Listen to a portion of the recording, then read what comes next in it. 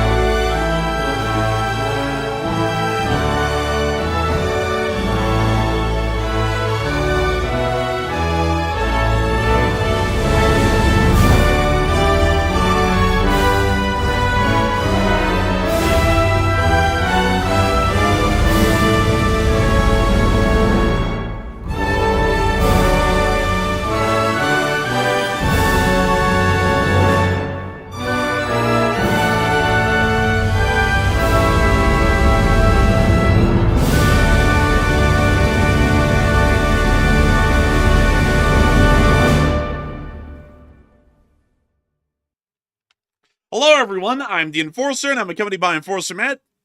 And good evening, folks. It's Enforcer Matt, and welcome back to day 1353 of the War News stream. And today we have big news out of many different regions. We've seen that China is now arming again for the Taiwan invasion and has now deployed a new aircraft carrier. We've also heard that Germany's warned of a possible Russian limited attack on NATO, and also U.S. gunships have just arrived near Venezuela, and we have proof of that on satellite, and it's good to see you all once again. And, of course, we're going to be covering the past 24 hours of news from around the world, as we have gotten significant news from quite literally every single corner of the globe over the course of the past 24 hours alone. And the People's Republic of China's satellite photography has begun to show a ever-worsening picture, as a large amount of munitions factories have been opened within the past several months within the People's Republic of China, producing a wide variety of weaponry, which can only be believed that its purpose is the eventual invasion of the island of Taiwan.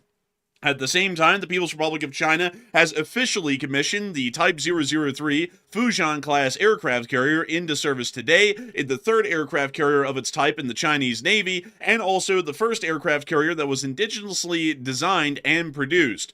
Outside of that, we have also been able to hear that the armed forces of Ukraine are currently conducting pitched battles inside of the streets of Pokrovsk against the Russian Federation, which is slowly making advances through the city, but still taking heavy losses due to the Ukrainian defenses that are found within the area. A very similar battle is also unfolding right now inside the city of Kupyansk as well, as the Ukrainian armed forces continue to hold their ground and attempt to inflict as much casualties onto the Russian Federation's armed forces as possible. In the meantime, the German Ministry of Defense has largely put out a warning today, stating that the Russian Federation may conduct a limited attack on NATO at any point as early as tomorrow, while at the same time Poland and Romania are rapidly working on creating a drone wall of a sort against the Russian Federation that not only will be able to defend their skies against possible drone incursions and attacks by the Russian Federation, but also the greater skies of NATO as well, and everything west of Poland and Romania.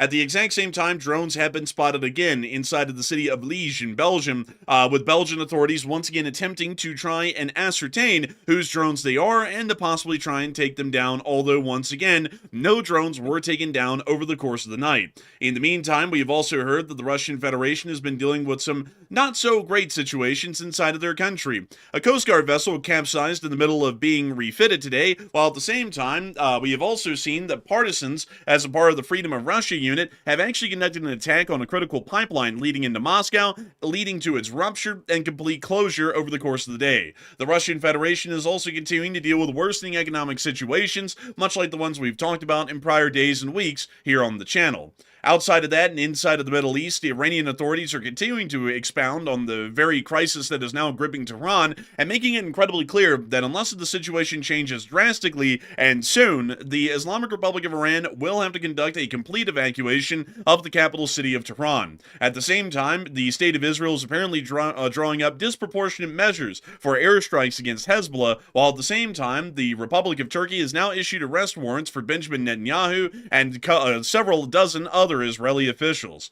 Meanwhile, inside the United States of America, or largely the Americas, we have also seen that the United States is now moving AC-130 gunships into the nation of El Salvador in preparation for armed action against Venezuela, while at the same time, large activities have once again been noted by the United States Armed Forces in the area. Today, Venezuela did conduct a flight of their 4 F-16 Falcons near to the area of the city of Maracas, which is inside of the area just to the west of the capital of Caracas, and at the same time, another vessel was hit and destroyed today by the United States Armed Forces within the area. We have a significant amount of news to cover tonight.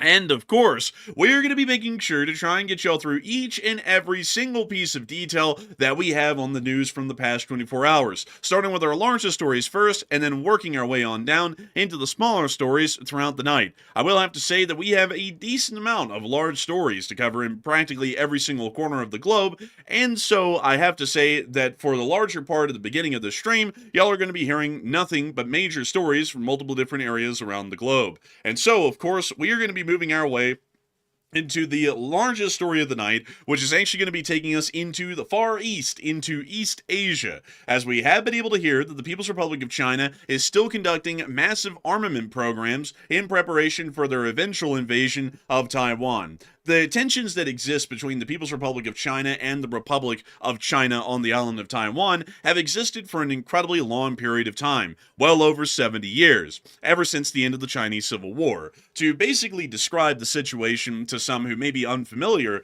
with the tensions that exist between China and Taiwan, around the time at the end of World War II, when the Imperial Japanese had just been defeated, there were two different groups that existed within China. The Republic of China, which is now the modern-day Taiwan, which is affiliated with the dictator Chiang Kai-shek, and the other group, which was the Chinese Communist Party, or Communist China, which existed under the leadership of Mao Zedong, also a dictator. After the end of World War II, Joseph Stalin, who had occupied the large majority of Manchuria under the control of the Soviet Union, actually gave Manchuria over to Mao Zedong and his Communist Chinese rebels. And from Manchuria, Mao Zedong conducted a campaign of an offensive against Chiang Kai-shek's Republic of China's armed forces throughout the rest of eastern China, which was really the only area that mattered at that point. And over the next 4 years, from 1945 to 1949, Mao Zedong would end up winning a string of victories on the mainland of China, which would force Chiang Kai-shek's Republic of China's government into exile on the island of Taiwan, where they still remain to this day. Since then, the Civil War has officially never ended, and if you look at this as an internal Chinese situation, which generally both sides historically have looked at it that way, what this basically is that the Republic of China's forces and control is over the island of Taiwan, while the Communist Chinese still control everything else. It's basically, like, the best way I could explain this to folks, it's like the U.S. Civil War never really ended, if you want to look at it that way. It's like, if you want to look at it this way, it's like the Confederates lost the Civil War, but they ended up controlling Cuba, and they're still hanging out in Cuba to this day. A fairly similar sort of an outcome that you would have seen back then if that had happened. It currently exists between the two Chinas of the mainland Communist Chinese and the Republic of China. For this reason, the tensions continue to remain high and still permeate and exist between the two countries to the present day, with the Communist Chinese still having a large ambition to eventually force a reunification with the Republic of China on the island of Taiwan through any means necessary, including the force of arms if necessary. We have seen that through multiple times in the past, the United States of America, which has supported the island of Taiwan, has openly stopped the Communist Chinese from conducting an armed invasion at any point in the past. Recently, however, with the introduction of Xi Jinping, who is now the president of the People's Republic of China and also the chairman of the Central Military Committee, he has started to bring forward a more aggressive campaign of attempting to reunify Taiwan. This was laid out specifically in the, I believe it was the 19th plenum of the 5th People's Congress, where Xi Jinping stated that the People's Republic of China was going to undergo an era of national rejuvenation by the year of 2049, meaning that China will have to have achieved all of its current goals, including its land reunifications, by that period of time. We have also heard in prior Communist Party plenums that there is a specific goal of reunifying Taiwan sometime around the beginning or before the beginning of the 2030s, meaning that under usual timetables that have been laid out by the Communist Chinese in the past,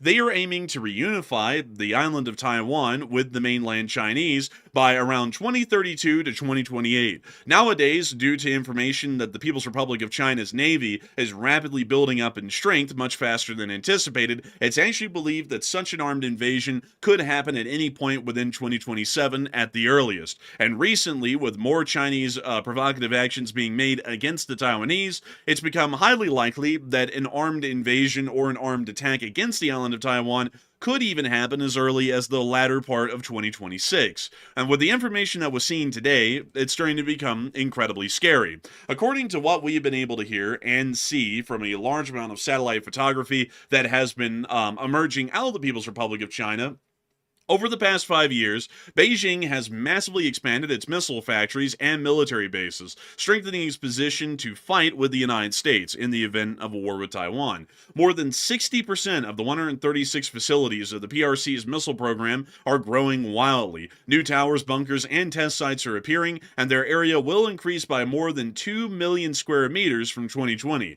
China produces 100 nuclear warheads every year. One of the factories in Beijing has increased the production of the DF-26 missiles by 50%. These are capable of attacking the U.S. bases in Guam. Experts warn that such dynamics could become a key factor in the event of an attempt to seize Taiwan.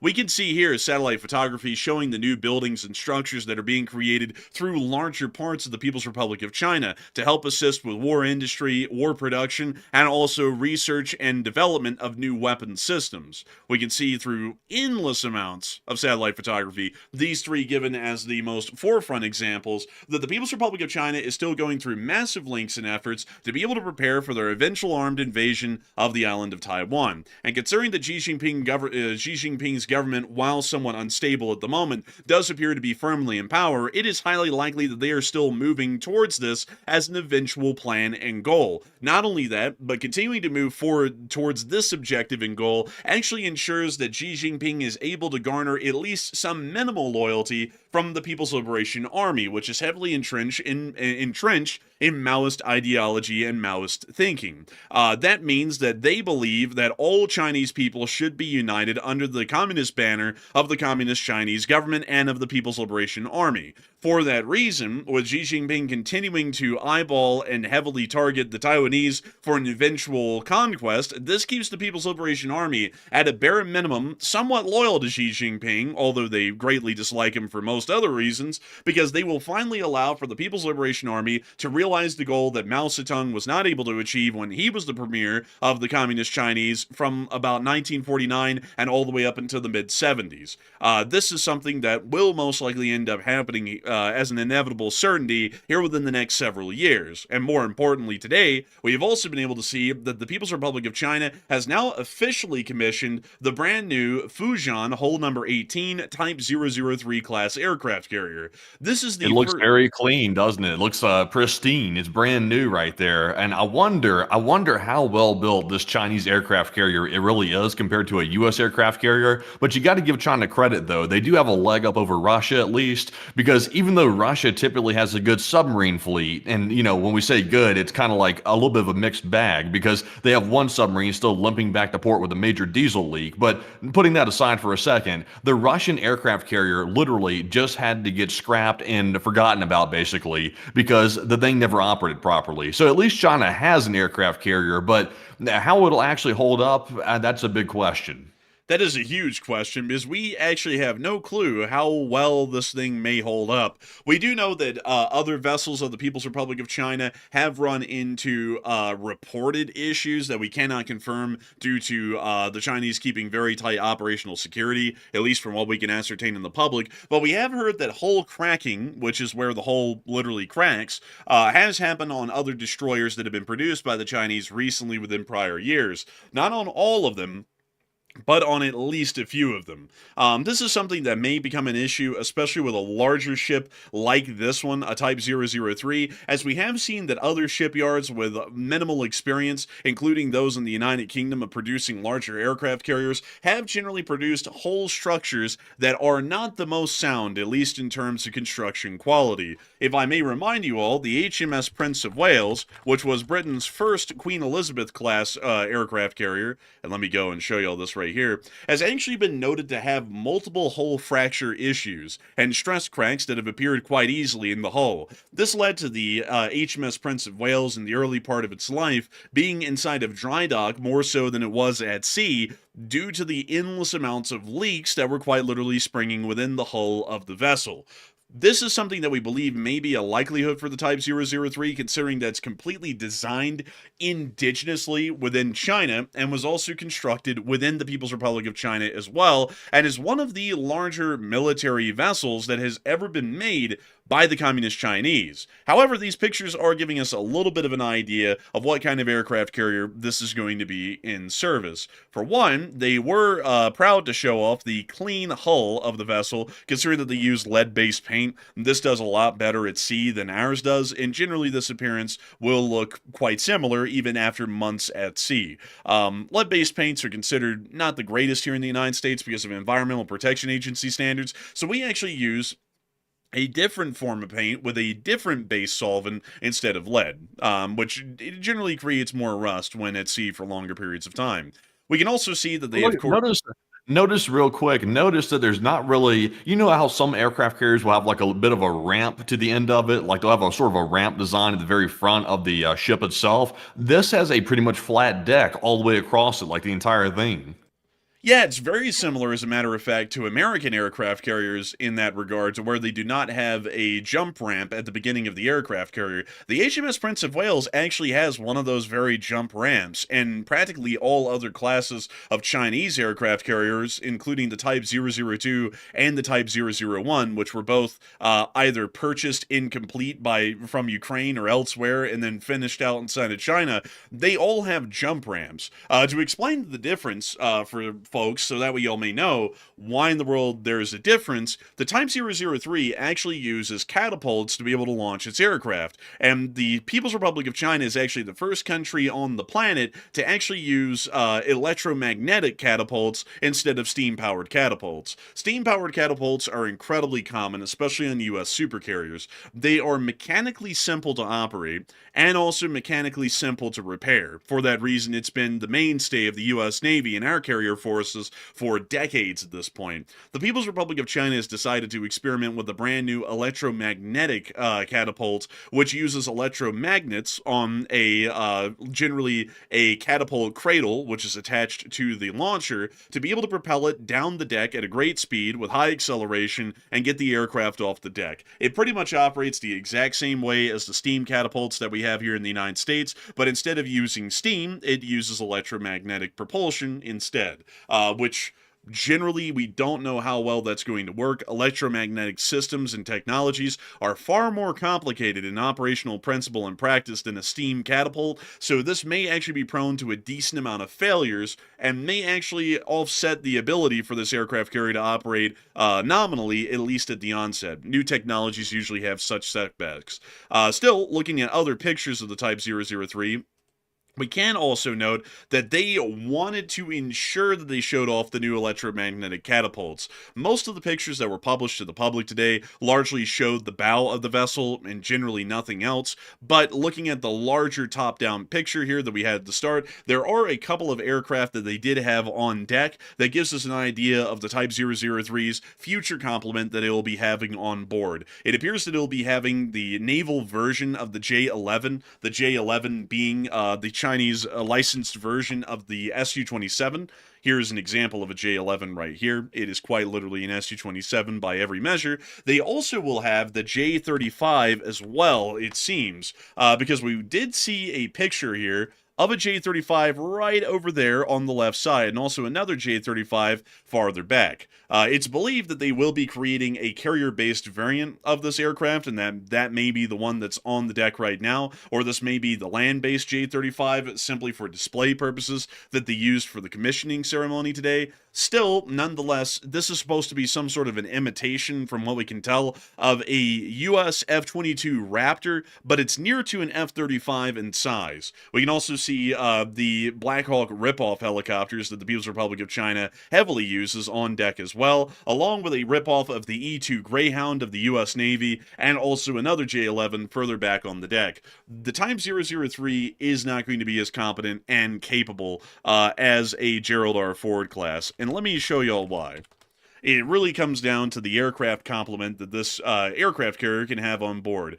It can only carry 50 aircraft, and that's it. Now, that is compared to a Gerald R. Ford class. If we're comparing the newest to the newest, let me go show y'all the Gerald R. Ford class aircraft carrier, which can carry roughly around 75 plus aircraft. So about 50 to 60% more aircraft than a single Fujian class aircraft carrier. All the other aircraft carriers that are currently in Chinese service, including the Type 002 and the Type 001, can only carry roughly around 26 to 30 aircraft, meaning that they only carry about less than half the capacity of a single U.S. supercarrier like the Gerald R. Ford or the Nimitz class. The Gerald R. Fords will eventually replace all Nimitz class that are currently in service, so generally this is the aircraft carrier of the future. So with that in mind... By the way, just a small correction real quick. The Gerald R. Ford actually uses an electromagnetic aircraft launch system called an EMALS. So the Ford has it, by the way. We have that on our aircraft carrier. So it's not something that China got to first necessarily.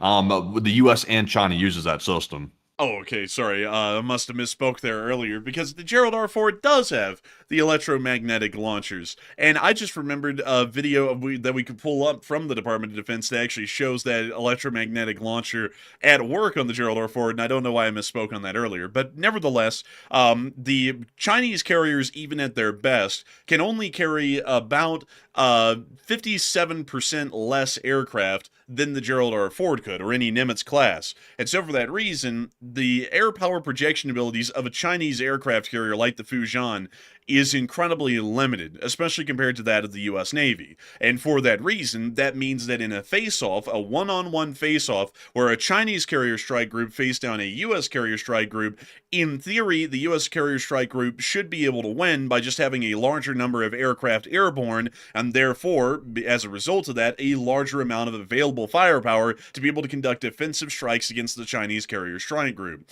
So, while this is a step forward for the Chinese, it's not exactly going toe-to-toe with the United States Navy anytime soon, and they'll have to even further expound on the Type 003 design and produce an even larger aircraft carrier with even farther capabilities than we currently see with the Type 003 to actually be able to match the abilities of a Gerald R. Ford class carrier. The one feature that the Chinese aircraft carrier has on it that the U.S. does not have, and this is something that China has gotten really far ahead with. This is brand new technology. We've never seen it fielded on any aircraft carrier before. Is the Chinese aircraft carrier has a feature that when it gets surrounded by our mega aircraft carrier strike groups, we have 11 aircraft carriers, by the way, and China only has 3. The Chinese aircraft carrier sprouts legs and actually starts walking on water, in fact, running on water all the way back to Beijing, right back to port. A brand new feature, never before seen.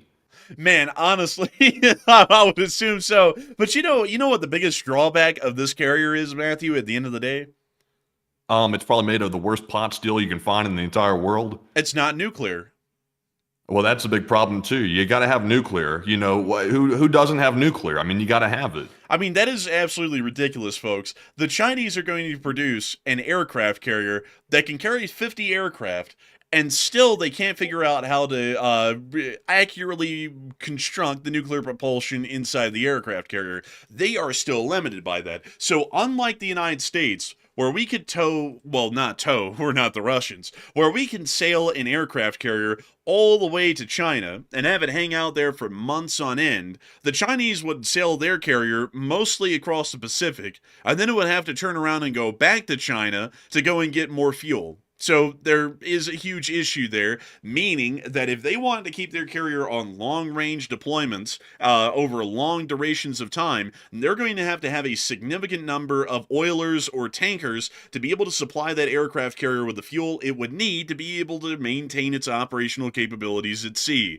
meaning that it either has a severe Achilles heel or it's going to be incredibly limited in its power projection abilities for the Chinese. But still, a lot of people are talking about the news that's been coming out of the People's Republic of China today, including the commissioning of its 3rd aircraft carrier, which happened just earlier in the morning today. And Matthew, what are people thinking about this? Do they think that that's competitive against the U.S. Navy, or that they're still lagging a good bit behind? And what are you thinking about it as well?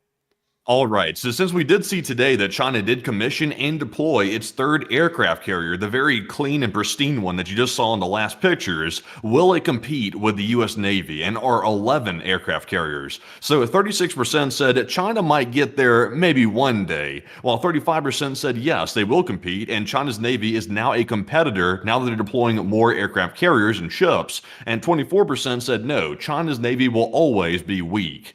And I would say that give China enough time and enough copying of our ships and also mass production, maybe they will get there one day. But China's Navy is basically a big copy and paste fest. That's pretty much what it is. It's a bunch of our vessels they've copied, and also, obviously, they copy everything. They copy aircraft, ships, vehicles. They copy a bunch of stuff. So the ships are no different. So I would say personally, I don't think China is quite there yet, because just by the raw numbers, we have 11 aircraft carriers and they have 3. So that pretty much tells you the whole story right there in a nutshell with just the numbers alone. So I'm going to say that China might get there one day, but that day is a long way off. The only thing that China has us beat on when it comes to the Navy, in my personal opinion, is they do have the ability to mass produce smaller vessels in mass quantity very quickly. That is the big advantage they have because they have very large shipbuilding capabilities. So rather than that, though, it's a big question of quality over quantity. I would personally say it's better to have quality ships than necessarily large quantities, but that's a big debate in the Navy world. That's a whole thing. If we got into a war, what would be more important? I would personally say quality over quantity. But Enforcer, what say you? I would have to say that most naval engagements throughout history have actually shown that quality usually far out exceeds quantity. Generally from the historical factors. But at the same time, the U.S. has never really had to test it out because we also always had quality and quantity in the thousands, usually. So we didn't ever have to worry about the quality side of things anyways. That was just icing on the cake. But outside of that, I would have to say that I'm of the opinion that I would be with the 37%. They might get there to be a threat one day, but it's not going to be anytime soon.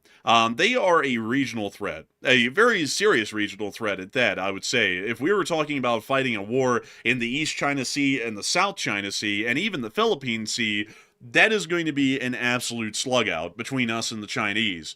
Anywhere farther than that, and we are going to absolutely wipe the floor against the Chinese at sea, every single day. The only reason why the Chinese would have a fighting chance in the East China Sea, the Philippine Sea, and the South China Sea is because their navy would still be able to turn around and go straight back to China if necessary, meaning that they would be able to replenish themselves based just from their coastal installations alone and keep the fight going that way. But any farther than that, and they're going to start running into significant issues. One being the fueling situation alone.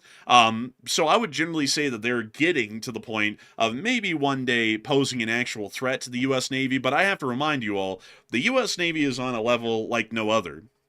What navy on the planet right now can travel all the way around the world and still pose a significant threat to another country? And the answer is none. Not a single other country on the planet, rather than the United States, can conduct such an action and achieve such a feat. And one of the reasons why we are able to conduct such an incredible feat, as in having a navy quite literally anywhere in the world that it can engage and win against an enemy naval force or even an enemy land force, is because we have a endless amount of overseas bases and an endless amount of naval installations that we can call upon to service our vessels, to where our vessels are pretty much always operating just right offshore from some other facility. When you look at the Pacific, a lot of people would look into the Pacific and then see, at least for the United States, a veritable desert. There's practically nothing out here to the untrained eye that would be able to support or assist the U.S. Navy. The closest thing to a lot of people that they would think about is a place like Hawaii.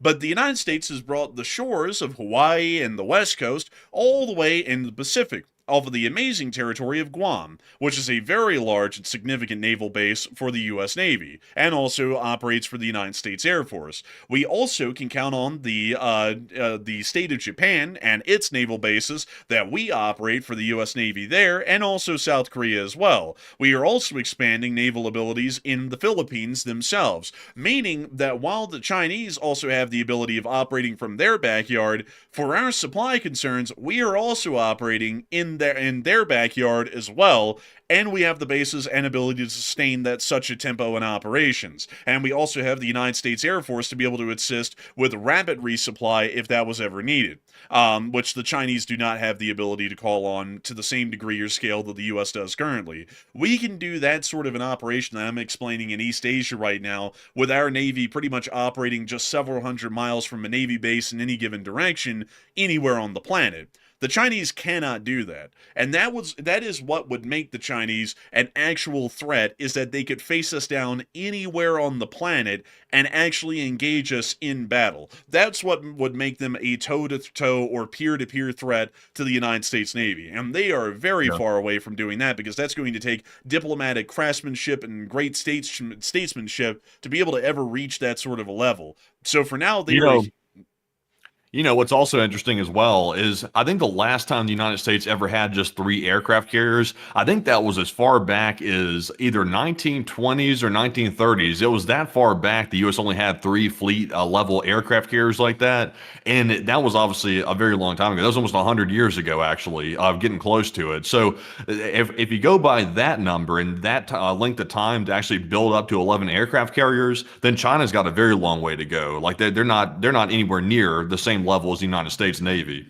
Oh yeah, they're nowhere close at all. And on top of that, they have to be able to eventually produce a carrier that can actually field the numbers of aircraft that a single U.S. aircraft carrier can. Because if they had, right now, if they had the same number of aircraft carriers that we had on paper, which would be about 11, if they also had 11, they would still be able to only field about half the number of aircraft in any given moment that the U.S. Navy could with the very same 11 aircraft carriers. Because Chinese aircraft carriers are smaller in size and just do not carry the complement of aircraft that we do. And that also means that their abilities are greatly limited as well, because not every single aircraft on an aircraft carrier is a combat aircraft. So when you hear that number 50, that doesn't mean that they have 50 combat aircraft on board that can launch anti-ship missiles or engage enemy aircraft, and so on and so forth. Some of those aircraft are going to be helicopters for anti-submarine warfare purposes. Some of those aircraft are going to be AWACS aircraft like E-2 Greyhounds that only give an eye in the sky but don't have any way to actually engage an enemy force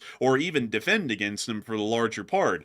There's also going to be specially built strike strike aircraft that really have no offensive aerial capabilities or air interdiction capabilities. There's also going to be some other units on board that are very specialized, like electronic warfare aircraft, which also have really no offensive capabilities. So when you break that down, a U.S. aircraft carrier could still have about 40 or 50 combat operational aircraft on board, while China's aircraft in aircraft carriers would only have about 30 or less, meaning that we're outnumbering them 2 to 1, at least in terms of multi-role aircraft, in a naval engagement if those carriers went head-to-head at some point in the future. So that is a huge Indeed. disparity. Huge disparity. I'm talking about massive disparities. We're talking about disparities of magnificent proportions here. Terrible disparities. Terrible disparities. And then on top of that, the number one death knell is if they don't give this thing a proper escort and a carrier strike group, this thing's dead before it even got out to sea. Because without a proper carrier strike group to be able to defend the carrier in the form of destroyers and cruisers, if they don't have enough of those to each of these carriers are absolutely screwed. They will be killed by a U.S. nuclear-powered attack submarine, and that will be the end of the story. We won't even really have to worry about these much farther than where they're at port right now. But moving on out of the People's Republic of China and all of the ongoing developments that we're seeing with their ongoing and continuous armament programs, we are going to be moving our way on over and into the Indo-PACOM Command at Camp H.M. Smith inside of Honolulu, Hawaii, as they did make a statement about the North Korean missile launch that was conducted last night. And here's the statement as follows. We are aware of the missile launch and are consulting closely with our allies and partners. While we have assessed that this event does not pose an immediate threat to U.S. personnel or territory or to our allies, the missile launch highlights the destabilizing impact of the Democratic People's Republic of Korea's actions. The U.S. remains ready to defend the U.S. homeland and our allies in the region. So that is a statement confirming that we watched the launch, and that is our response, at least at the moment. Of course, the North Koreans do stupid stuff all the time, so that wasn't really anything shocking last night, to be entirely honest with y'all. And basically, that statement is saying, we noted that they're doing that, and we'll blast them if they ever act a little too stupid.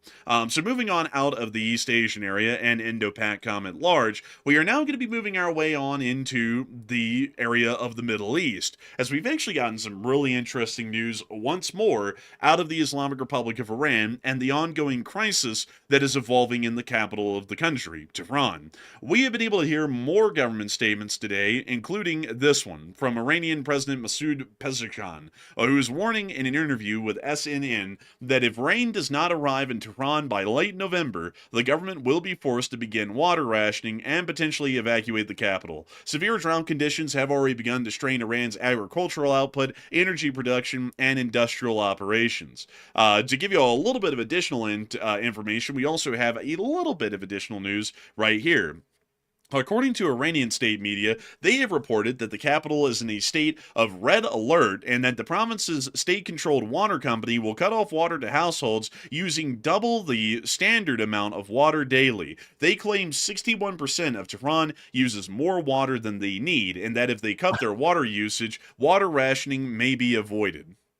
Man, they're using more water than they need. Yeah, honestly, like that's an excellent factor when you want to live in a country that's authoritarian, is they determine how much water you need. It's like I would assume that these households are probably using what they need to use because the Iranians are not very rich, by the way. So I'm assuming they're not just running water and letting it waste on the sidewalk or something because they have to pay for it. So, this sounds like bogus to me. It sounds like they're trying to cope with the fact that they're having a major water crisis and they can't really handle it.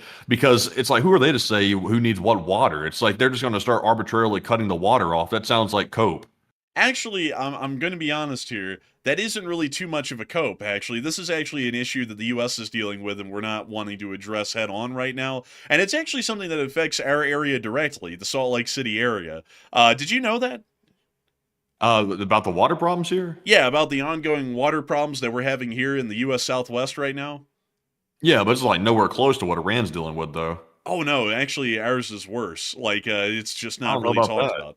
Oh yeah, like it's incredibly bad because right now there is a severe possibility within the next decade at least of a region-wide drought, pretty much knocking out all fresh water supplies to places like Salt Lake City, Las Vegas, the cities of Phoenix and Tucson, as well as Albuquerque and other major cities through the area because of the overconsumption of water. Places like Lake Powell and Lake Mead, which are probably the best examples that have been seen so far, are almost entering states of Deadpool annually at this point, and are also continuously being overconsumed even at this point still. The situation that's actually happening in Tehran is because of the same mismanagement that's actually happening in the United States right now, and I'll explain here really briefly. Tehran is in a very arid region of the world. It is practically in the middle of a desert. And deserts are not in incredibly rich areas in terms of water supplies. And for that reason, there is an actual cap on the population that can be sustained within an arid desert-like area until you start to overconsume the water. The first thing that goes usually is the above ground water supplies. Usually that's in the form of dams and aquifers that we've created artificially to be able to stockpile water. Usually those start to run out, and we start to see them running out, and so we'll immediately tap into a backup supply to be able to try and ensure that our above ground water reservoirs are not running out directly. And that's usually groundwater supplies. Groundwater supplies, at least in a desert, are also quite finite as well, and eventually do run out.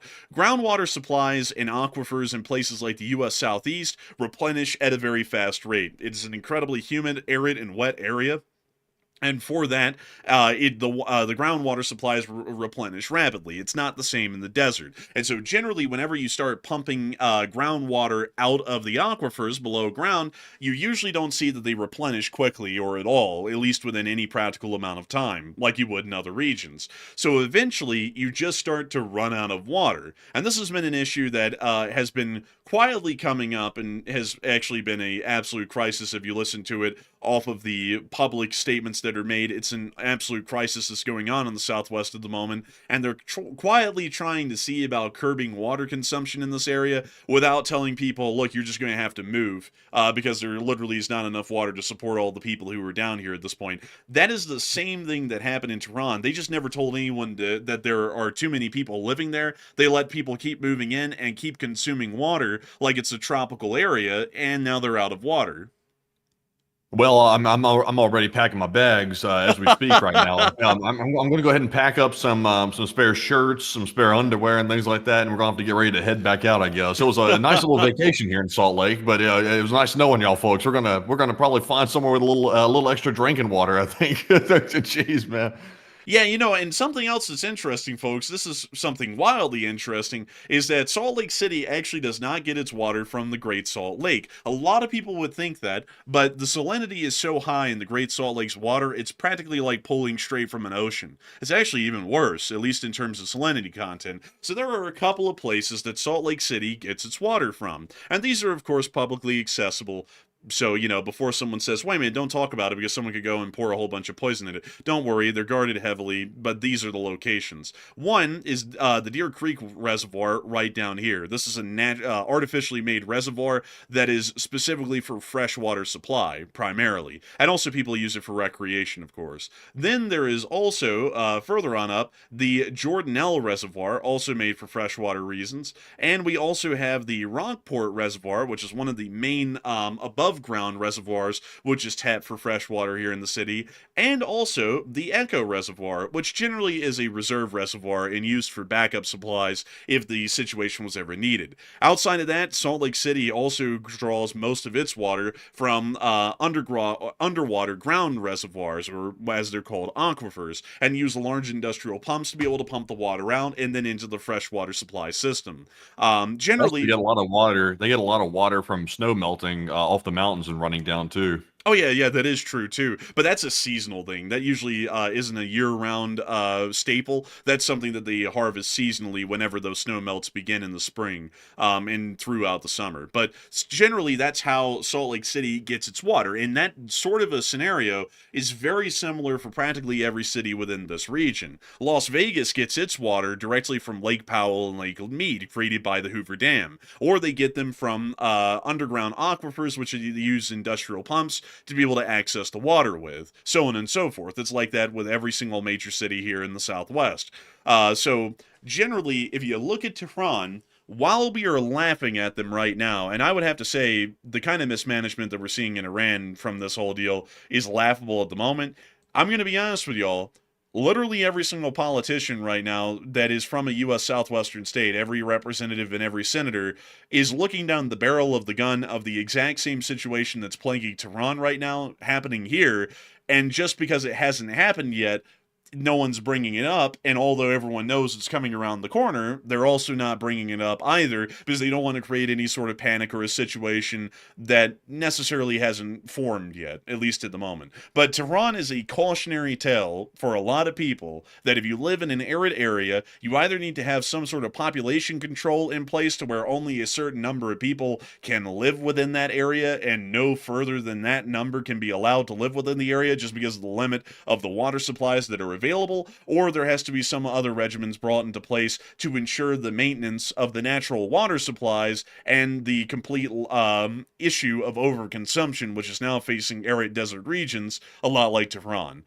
So I hope that does address that well, at least the best I can from the knowledge that I have on this. But actually, funnily enough, folks, my knowledge of this hasn't come from researching the Tehran water crisis situation. It actually came from researching the American situation first years ago, because it has been an ongoing problem throughout the whole U.S. Southwest, including places like California.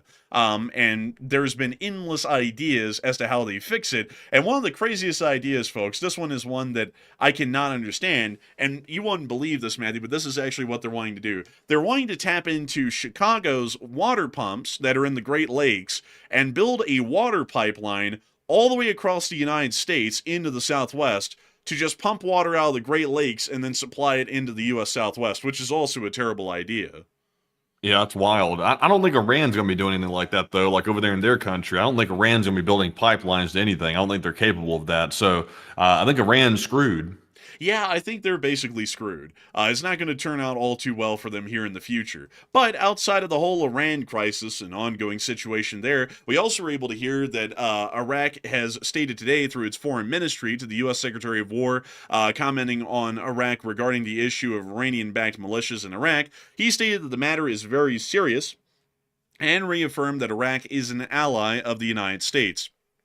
So it does make it clear the Iraqi government is aligned to the United States of America, just in case if any people were wondering. In the meantime, the Israelis are also talking about the considerations of preparing disproportionate measures, if required, defense officials said, as its Air Force intensifies strikes in Lebanon amid Hezbollah's efforts to rebuild its weapon systems. Officials said Israel's current policy is to escalate even at risk of war, which is always great to hear. You know, we always love to know that peace is always on the forefront of the minds of everyone in the Middle East, although apparently the Israelis believe in the concept of pushing it all the way up until a war, although they just secured a peace in the region just recently, a little while ago.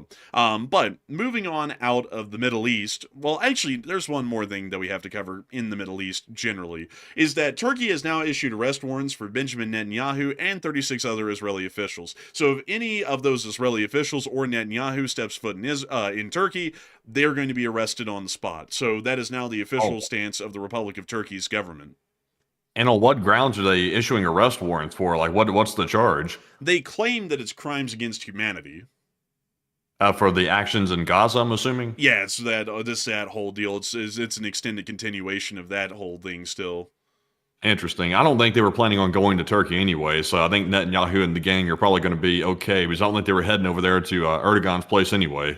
Yeah, I don't think they're really on the best of terms between the two there. And while they're not going to be shooting each other anytime soon, they certainly are going to be incredibly unfriendly to each other. We don't know if the Israelis are going to reciprocate that and also issue arrest warrants for Erdogan and top Turkish officials. We're not incredibly sure about that, but it is still quite interesting and also showing an ongoing shift within internal Turkish affairs and also the way that they approach foreign policy, which is quite interesting and incredibly odd, at least for the Turks. But moving on from that and outside the Republic of Turkey, it is time for us to travel on out of the Middle East and on towards the Americas, because we have a decent amount of news that has come out of the Americas over the course of the day. But before we get on into all of that news, I do have to say that there's been a lot of people here tonight, and I got to thank all of y'all so much for being here with us so far and watching. If you've enjoyed, make sure to subscribe. We're here every single day, 6 days a week at 10 p.m. Eastern Time, covering the past 24 hours of news from around the world, and we're always happy to have each and every single one of y'all here. But before we get on into the rest of this news, and particularly the analysis and details coming out of the Americas today, I do want to take a little bit of a moment to get to chit-chat with some of y'all and answer a couple of questions from the chat. So Matthew, what do we got? All right, so jumping into our first 3 super chat questions, our first one here goes to none other than Bobby, also known as LC39A, and he puts in a very generous $100 support, a massive 100 right there, and thank you very much, Bobby, for that support and always helping to keep the channel running with that massive support all the time. He said, when do you believe laser weapons will become operational? And that is a great question, Bobby. And the answer is tomorrow. We are practically on the cusp of mass fielding laser-based weaponry, or directed energy weapons, as they're called, pretty much right now. Some countries have actually started to try and field those on warships, most particularly the British with the Dragon's Fire system, and also the Japanese naval self-defense forces as well. We've seen that they are starting to try and implement that on a naval scale first, considering the ships are the most likely platform to be able to load on a laser-based defense system and carry it around effectively first. But a lot of countries, like the United States, are literally just around the corner from fielding large numbers of directed energy weapons or lasers. It's really crazy to think that that is the case, but we have pretty much been on the cusp of that the entire time we've been covering news here on the channel, really for the past 2 years. We have seen that here in the United States, the big system here is the Thor. And let me go see if I can show y'all the Thor laser system. Let's see. Laser weapon. And let me go get it here. Let me go see if I can get y'all a picture of this. And here it is.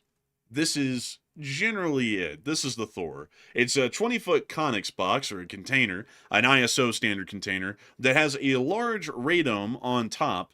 And using this system, it is a directed energy weapon that is able to engage and shoot down drones. It doesn't really look like a laser system like the Dragon's Fire from the United Kingdom or the Iron Beam from Israel and other countries, but it does work pretty much just like one. And so this system is going to be put into service here in the near future, and there's also a couple of other sorts of laser systems or directed energy weapons that we're also looking at putting into service here in the U.S. In the incredible near future, within the next 2 years, most likely. So it's quite literally just around the corner. Now, as far as how this is going to be changing warfare, this is going to start combating the drone warfare that we're seeing right now, at least at the strategic side of things, pretty easily. Kamikaze drones are going to be dealt with efficiently once these are put into service, especially if they're put on any sort of a truck-based mobile platform, because at that point you won't have to be relying on a gunner with a machine gun to have some pretty decent gunnery skills or gunnery training to try and lead the target and shoot it down. All you would have to do is detect the drone,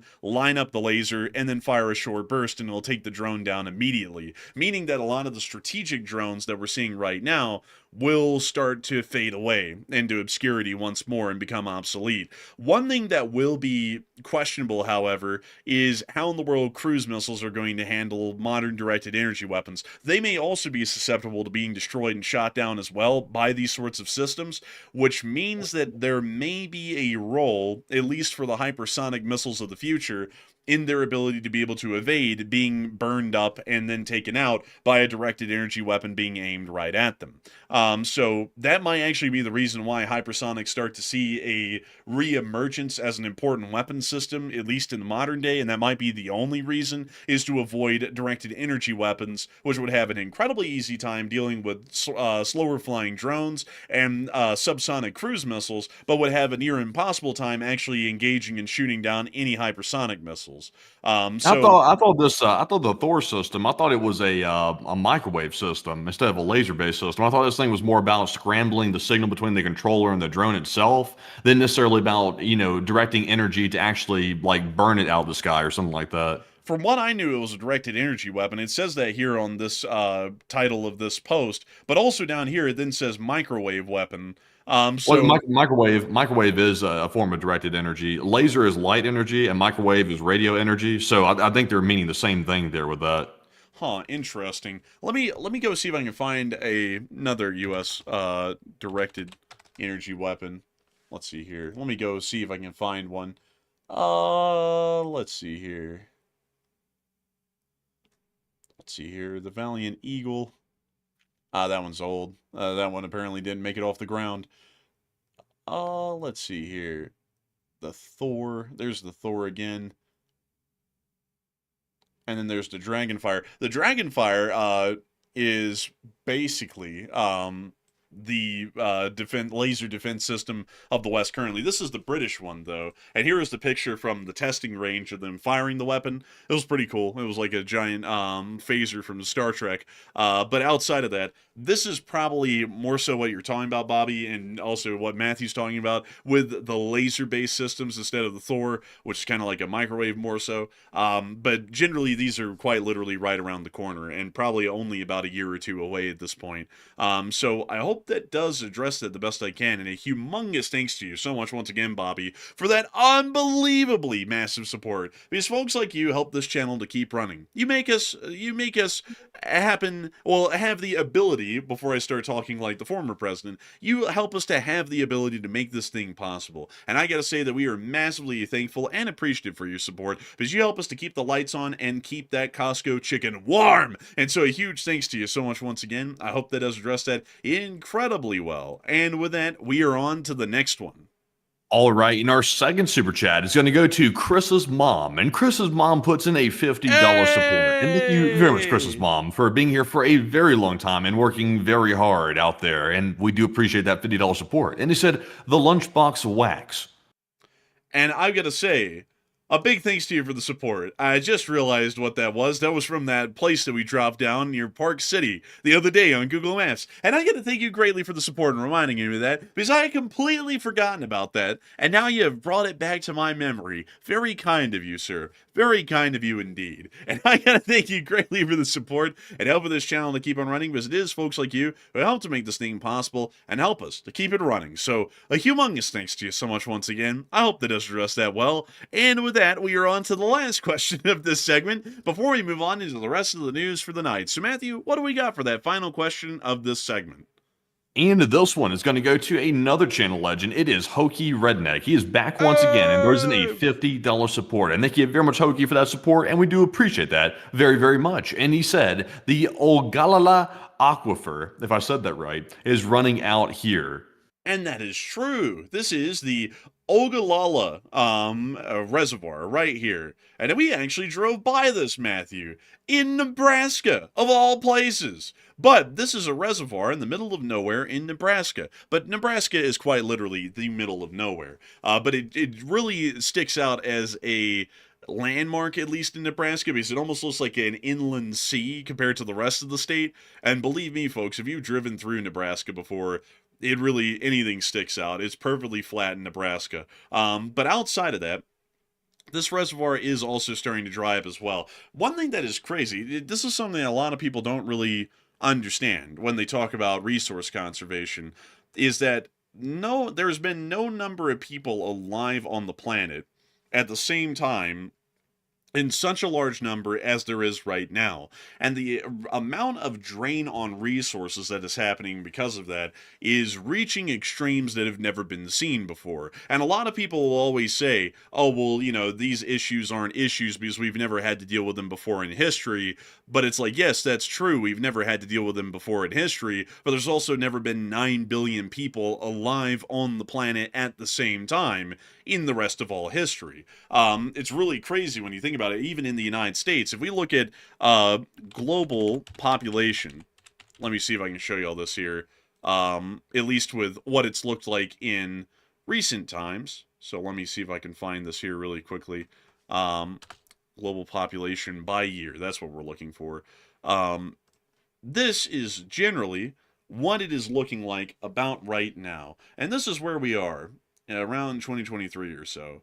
And throughout most of history, roughly around 600 million people to a billion people have been alive on the planet across the whole globe at any given moment. That's basically what it's looked like throughout most of history. You can see right here when the Industrial Revolution started, and also when modern medicine was generally invented around the turn of the last century, that's when the population started to explode. And this is also something that's very interesting as well, as far as facts go, is that a lot of this explosion right here is seen because of postnatal care. And that's something that is very interesting to people, is that a lot of people look at older average lifespans in most countries, and they would say something like 35. And so a lot of people think, oh, well, a lot of people must have been dying in their late 30s or early 30s to have a number like that. And that's not the case.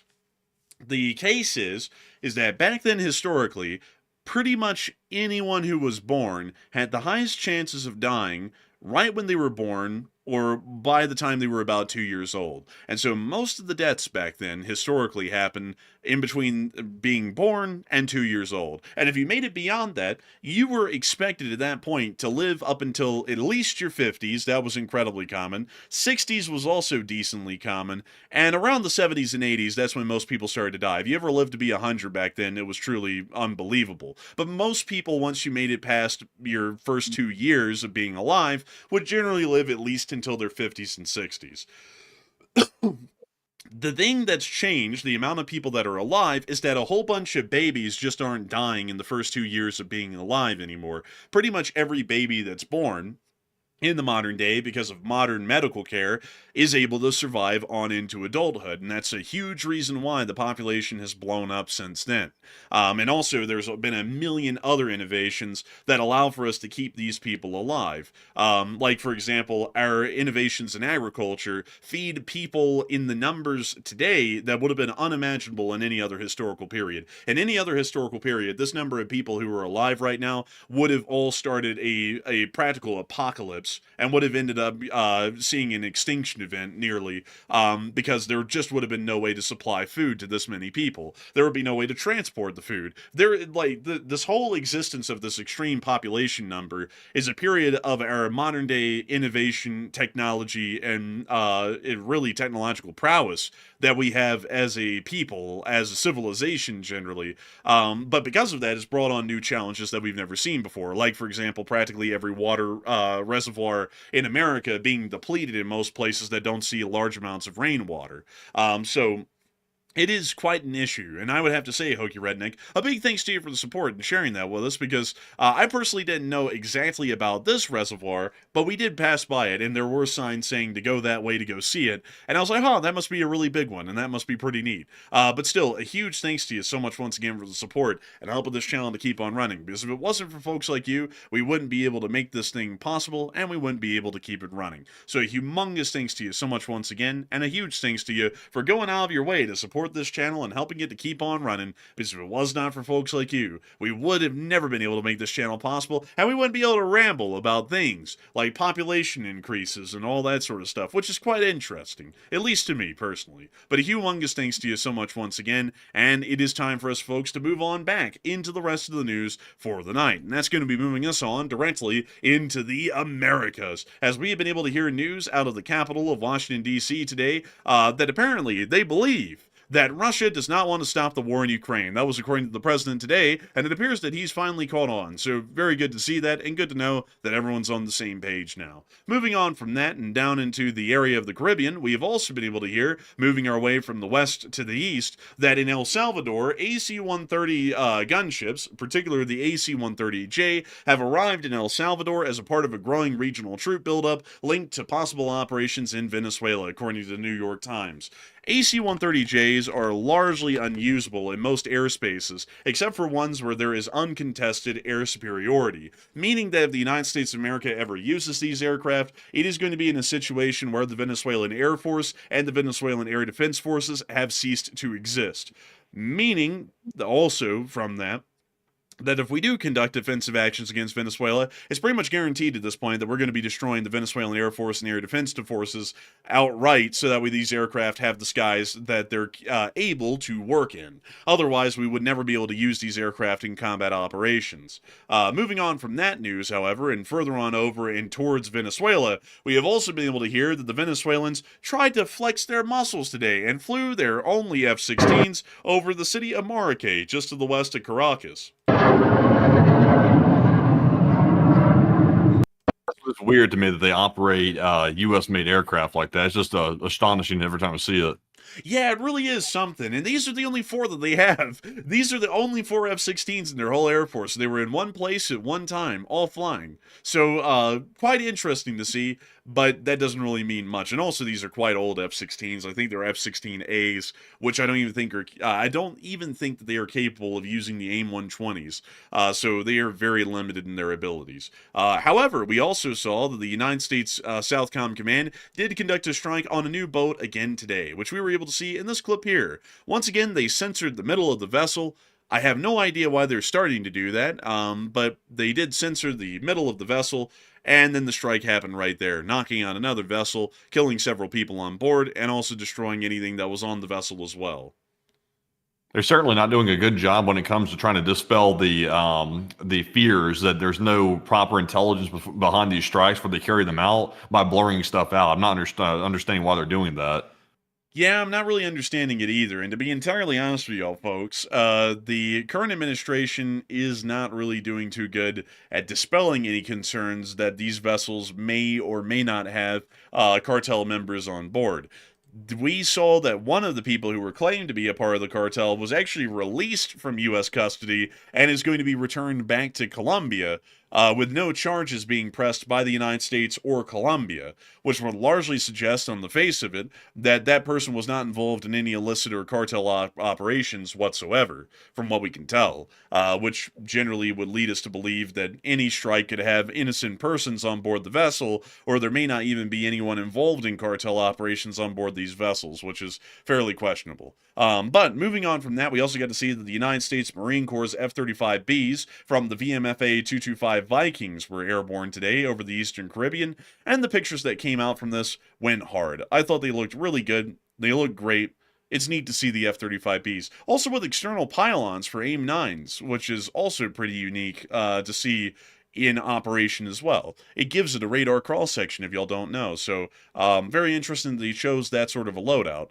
Moving on from that, though, and on down into the area of Suriname, if I'm saying that correctly, we also got to see that Admiral Halsey, who is still the commander of U.S. Southcom, did leave the area today and apparently returned back to Miami in the United States, where U.S. Southcom headquarters is currently located at.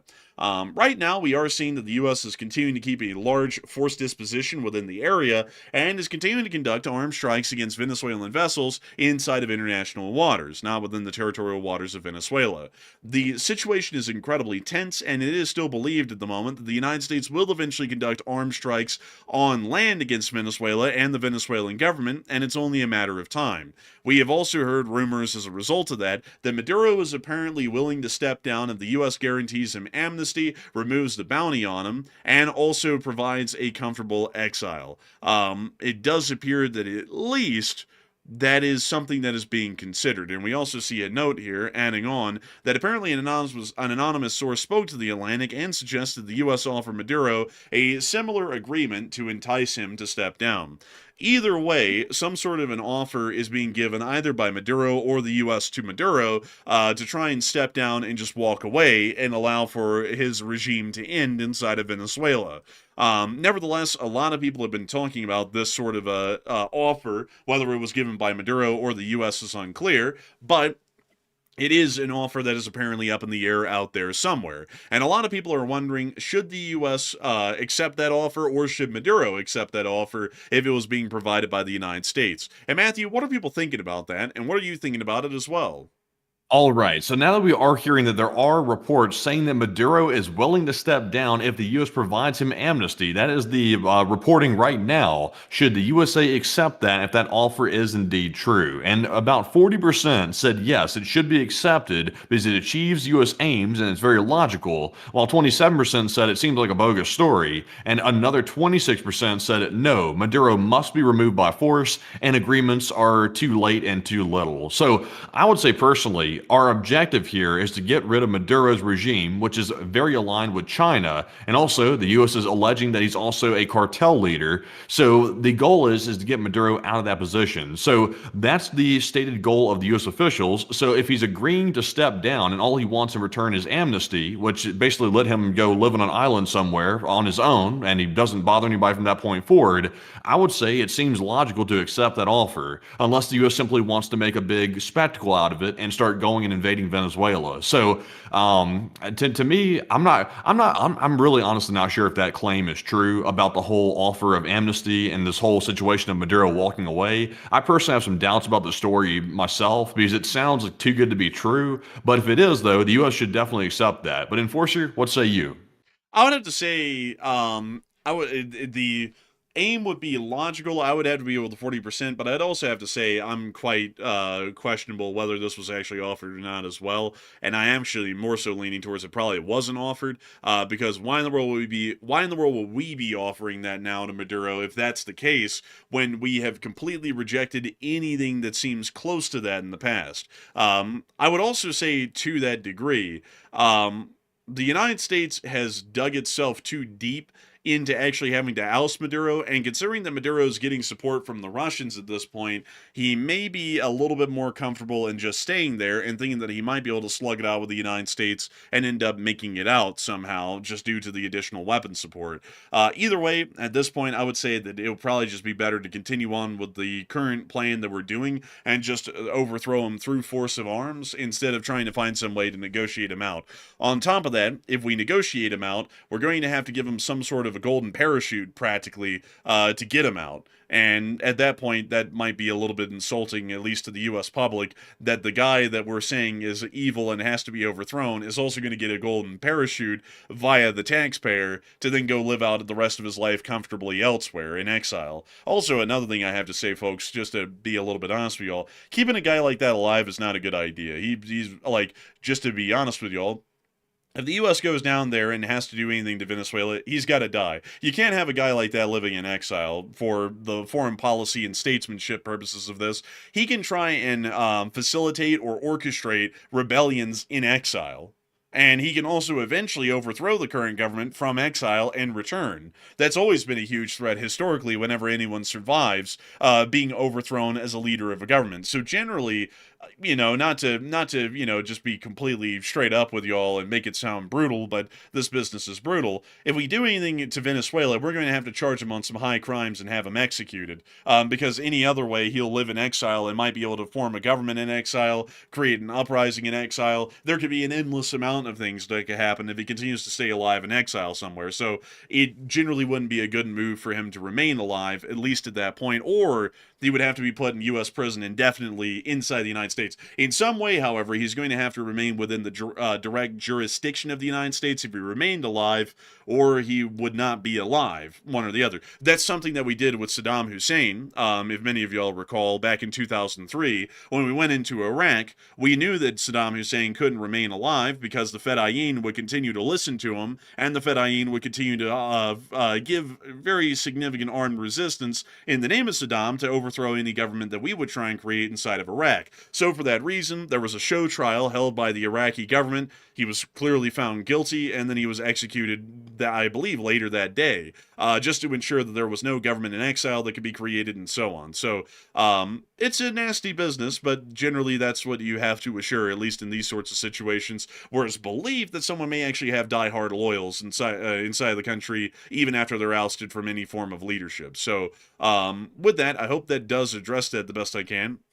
At least in my opinion, but that's what we would have to do. It's not really a great move, and it doesn't really look that good, but that's what the United States would largely have to pull off if we wanted to conduct such an action against Venezuela. And also, I see a lot of people talking about let's see. David said, it might sound cruel and brutal, but look at what Lenin did. He took over Russia from a foreign country by gaslighting rebellions. Well, I mean, it's the thing. It's really tough to talk about foreign policy because a lot of it, like, and I got to say this: I have morals, and I believe in things.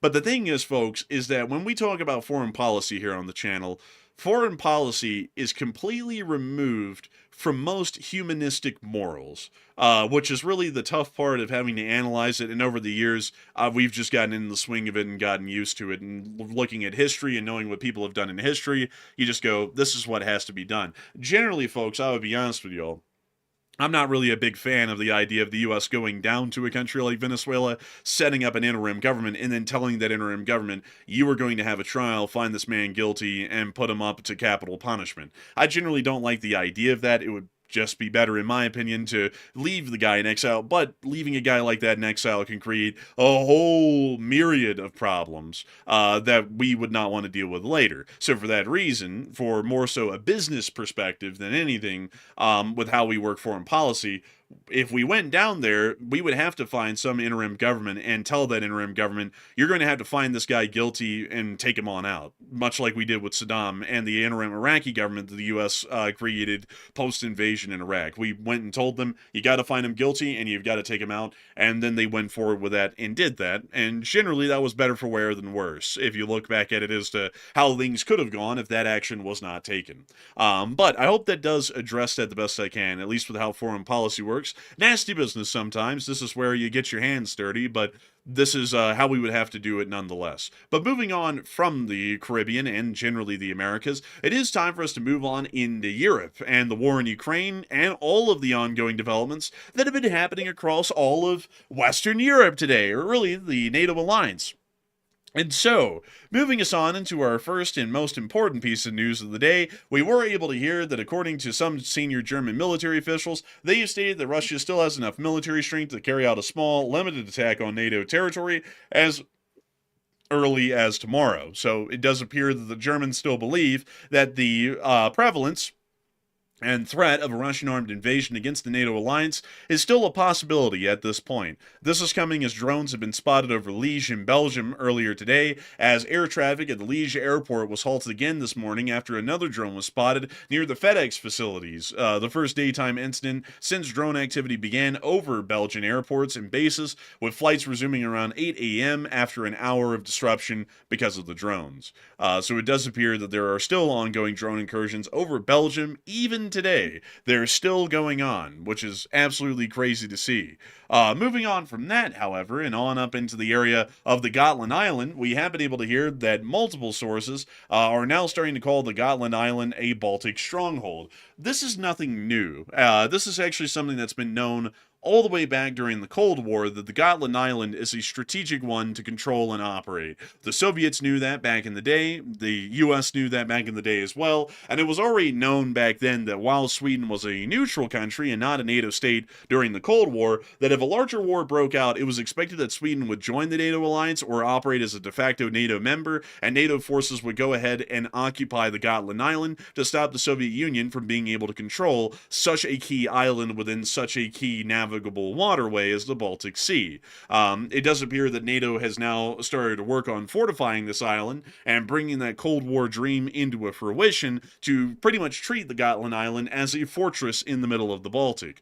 Outside of that, we've also been able to hear that Poland and Romania are working on building a drone wall currently, and according to the Associated Press, both Poland and Romania are deploying Merops, which is a mobile air defense system already tested in Ukraine. The system can be mounted even on a pickup truck and is capable of detecting and shooting down drones, using artificial intelligence to navigate when satellite or electronic communication is jammed. NATO reportedly plans to eventually deploy Merops along the entire eastern border of the alliance, as well as to protect critical infrastructure sites in other key countries throughout the area. it does appear that we are continuing to take every single concerted effort that we possibly can, at least for now, to be able to ensure that the Russian Federation will have as difficult a time as possible in conducting any sort of armed or offensive actions against NATO. The Russians still appear to be poised to try and conduct an armed action eventually against NATO, and we also know that their time to do such an action is going to be incredibly small, as we have heard that Lukoil is now going to be ceasing operations in Moldova on November 21st. The Moldovan market is an incredibly small one for the Russians, and really a small market for any commodity in the entirety of the world. But still, this is continuing to show us that the Russian Federation is seeing shrinking markets, and the Moldovan market, while a minuscule one, is only a litmus test for the larger markets of Turkey, India, and China, which have seen their purchase orders shrinking rapidly over the past week, and in their stay, we have seen that Middle Eastern oil contracts have skyrocketed as replacements and substitutes for Russian oil. This is leaving the Russian government with less and less money to work off of and to continue to finance the war with, and is continuing to put them into a very difficult spot. They can either try and continue the war and go bankrupt in the process, or they can try and force an end to the war through more creative means, like starting a larger war with NATO, which might end up becoming nuclear. That seems to be more so the direction that they're going in, is the latter rather than the former. And so, for that reason, that is why we are seeing that the NATO alliance, including the frontier states and the Germans, are continuing to sound the alarm bells and make every necessary preparation to be able to ensure that if that day comes that war is brought to Europe, they will be ready every measure and every step of the way. Still, it does appear that a lot of people are actually talking about the German defense minister's comments about a limited attack that could happen at any time. And Matthew, what are people thinking about that? And what are you thinking about that as well? All right, so Germany is warning that Russia could launch a limited attack at any time against NATO, and do you think that that is realistic? And 59% of the audience said yes, it seems very possible for Russia, while 24%, said no, it sounds like an overblown fear, and 13% said it seems like a 50-50 chance. And excuse me for hacking in the middle of that right there, I was getting a little bit of that mountain air in my lungs. But I would personally say Russia launching a limited attack on NATO, it is possible. I would personally be with the 13%. I would say it's a 50-50 chance of that. Germany seems to be alluding to a limited ground incursion into a NATO country, most likely a Baltic state. So that's something we've been saying for a long time that could happen at any point if Russia gets desperate enough, or it could be maybe drones or missiles or something sent into those countries just to start some type of skirmish. So Germany, once again, warning everybody about the potential threat, and I would say it seems like a half and half chance. But Enforcer, what say you? I would have to say that I would be of the 58% that it seems very possible for the Russians, especially considering that they're backed into a wall at this point, and there really is nowhere else for them to turn rather than to desperate situations and actions to try and get themselves out of this. I actually do think that the possibility of a conflict with the Russians, at least between NATO and Russia, is more of a likelihood now than it ever was before.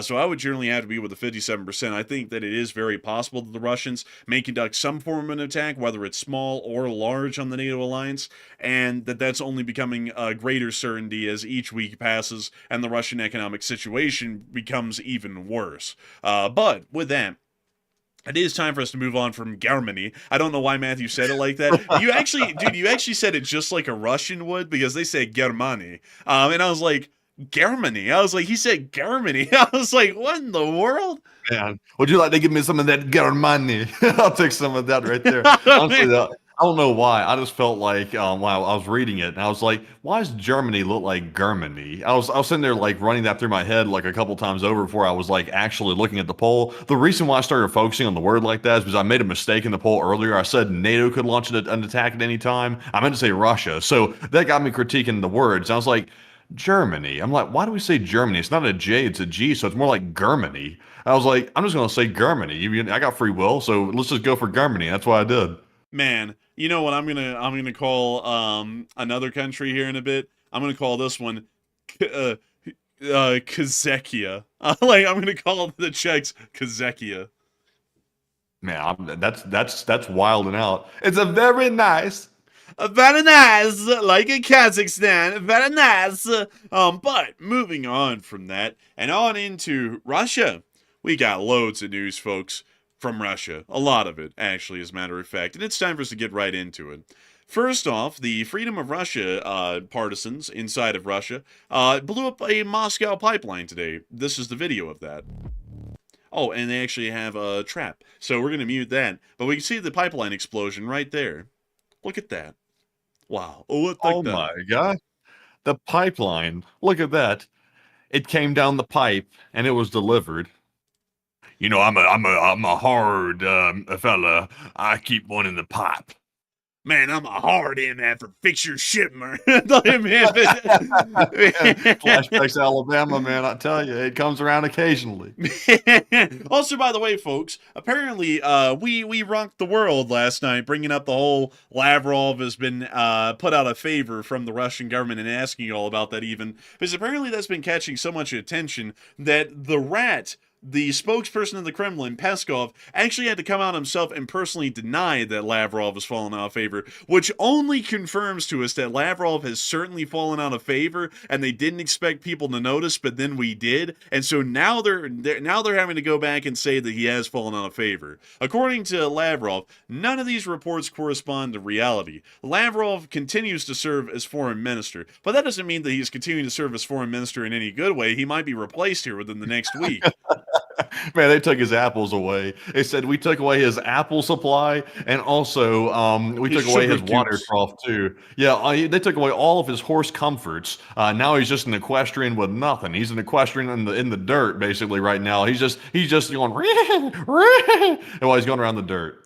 Man, man, Lavrov was out there getting his shoes stepped on. He's going, man, he's like bucking like a bronco and everything. Man, he's having a bad time right now. But apparently, the rumor is true. Otherwise, the Russians wouldn't want to come out and address that head on for any reason. They would just consider it a rumor and leave it at that. But moving on from that and on down into the area of Dagestan, we were able to hear that a helicopter carrying tourists crashed inside of Dagestan, killing several people. Короче, он туда в вертолет упал. Остановился, думал, где-то рядом, где-то близко. Now, you know, Matthew, who is the biggest enemy of the railroads? Is it the crypto bros who reinvent the railroad in every single way? Or is it the Russian who blindly stands in the middle of the railroad tracks on an active main line? Probably the Crips. Man, probably, man. See, man. Crypto. Не знаю, добегу, не добегу бы. Well, that's unfortunate. Also, by the way, the Russians were trying to repair one of their Coast Guard vessels, and in the midst of it just sitting there, it capsized. I'm not kidding. It just did. So here's the clip. Oh, bled, right away! Look at that. Oh, the rust fell off of it and everything. Is this really a capsizing, though? Because, you know, it wasn't really even in the water. Look, that goofball right there almost drowning in that 2 feet of water. Do you see that? That guy was almost about to drown in that 2 feet of water. He's flailing like a fish. Wait a minute, he fell off the ship. Look at this. What the hell? What the hell? Bro, look. Oh my God. Thank God he didn't overreact, honestly. Bro, he sat there in the middle of a wading pool and went, oh, look, he's like freaking out. Look at him. Look at him. That man was freaking out. He fell in that 2 feet of water. He thought he was finished. Bro, he's like socking the water and everything. Look at all these guys up here on the side of the ship. Oh my God, dude, it's a freaking circus act. Look at this. Dude, the thing's starting to tip it over. Oh my God. Look at this. Oh my God. There's a whole crowd of them up there, man. There's a whole crowd. That guy right there fell off that boat and fell into that 2 foot of kiddie pool water and started flipping and flopping like you hit a roach with a Raid spray. Look at him go. Oh my God. That is crazy. Why is he wearing a red beret? I don't even know. I got so many questions about this stupid boat, and we're not getting any answers. There's no more answers than at all about this, rather than it just capsized while they were repairing it. I got to be honest with y'all. This is just insane. Also, why were there so many people on board the boat? Yeah, really. It was like they were smuggling or something. I Like, mean, really, look and at him also, up there. that's impressive. That's impressive. A lot of those people actually held on pretty good up there. It's like they were expecting it to flip. I don't even understand how this thing can flip because this thing weighs a hell of a lot. So it's like, how does it just flip over like that when it's sitting on dry land? Did it sink into the mud? So apparently, at some point, the ballast was thrown off, and the little chocks underneath didn't hold it up too well, and it just tipped over. Apparently. Damn. This right here was a good thing, right? This tugboat right here. It served as the finest tugboat for the finest submarines in the Russian Navy. So that's a shame. This is just absolutely nuts. Especially that guy. Oh, no, no. Man, he's acting like he fell into some acid or something. Look at him. Look at him. That red beret. Is that the guy that ran for mayor in New York? Oh my god, it's Sliwa! Back Oh, in man. 2025, I was on the side of a Russian Coast Guard boat and it flipped over and I went in the water. I went in the freaking water, everyone. It's unreal, I tell you. That's why you gotta vote for me for mayor. Like, oh my god. Man, One more time. it's Sliwa. Bro, this whole thing changes now that we know that that's Sliwa on the back of this tug. Oh my god. You see, what happened was the ship flipped over and capsized and it fell off of it because the Gottis and Gambinos kicked out the cinder blocks and made it flip. Dude, when he was hitting the water, man, he hit the water and he wasn't scared because he thought he was in the water. He was scared because he thought that the Gambinos had thrown him off of the Brooklyn Bridge into the Hudson River and were trying to drown him, and he was getting flashbacks. He said, "No, you can't do this to me. You can't do this." Like he's. Wow, that's crazy right there. That guy really did overreact. Also, look at the comrades. They didn't even really check. They're like, look at that goofy over there flipping around in that water. Oh man. Oh my god, that cracks me up. Like, really, this whole thing is ridiculous. Oh man. But moving on from that and on into the middle of Crimea, we also get to see an oil facility that was cooking on up. Take a look at this, folks. Take a look at this.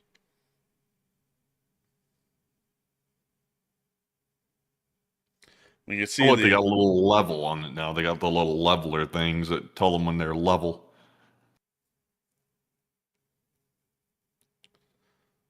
Someone said, I love that childlike chuckle.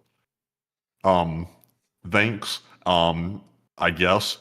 Thanks. That's really kind of you that you like that. Thanks.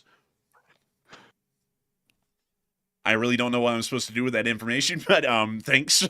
Like and also I saw some people say oh, you're getting political bringing up that Sleeway guy. How in the hell is that political? Like he wore a red beret. I mean, that's what he did. And also like okay, really quickly folks, really quickly. One, he didn't even get like I just got to be honest with y'all. That's like the most non-political person that we could point out because the guy didn't even get any endorsements from other people in his party, and he was in that party. So if no one from his own party is even endorsing him and they're endorsing someone else, I mean, is that guy even a political figure at that point, or was he just there to get a participation trophy? And I would say he was there Now it just is to get getting political. Now it is getting political. well, I mean, like honestly though, I mean, like just being honest here, it would be political if we brought up Zofran or Andrew Cuomo. Like that would be political because those two were the actual ones who actually were running in the race. The other guy was just there for comedic relief, really. So you know, it's like that's not even really political to bring him up because he only got like what 6% of the vote. So you know, it's like that's really hard to make it political. But anyways, with that, it is time for us to move on out of the news from inside of Russia and also inside of the occupied areas of Ukraine. And on top of that, the icing on the cake before we get to the frontline news is that there is another Ukrainian drone attack happening right now in Russia. So we will have that to report on here tomorrow, hopefully. Maybe for a short war summary in the middle of the day, if that's possible. But moving on from that, and on into the Ukraine war news, it's time for us to go straight to the Russian casualty report. And it was something today. Oh, 2 Bobcats! Oh my God, look at that. They got 2 of them all in one day. In 24 hours, they got 2 skid steers. It's very lovely to see right there. The hydraulic fluids are flowing, they say. Look at that. That's lovely to see, but tell us more. Man, I gotta tell you, Miss DC, Keeper of the Records also said the troop losses repeat 1,170, raising 7-day average above 1,000 again. and other categories are below averages, except for special equipment, which was a +2, which was great to see. And so, over the past 24 hours, we were able to see that 1,170 Russian soldiers were wounded and killed, along with 2 APCs, 65 supply trucks, 1 main battle tank, 13 artillery pieces, 248 drones, 1 anti-aircraft system, and 2 Bobcat skid steers. All in all, not an incredibly bad day, to be entirely honest with y'all. Moving on from that and down into the area of Kupyansk, we also get to see the Ukrainians hitting the Russians down here in Kupyansk with some airstrikes. Take a look at this. Hitting them with the GBU-62s. Oh, right there on the side of the city. Look at that. Smashed them.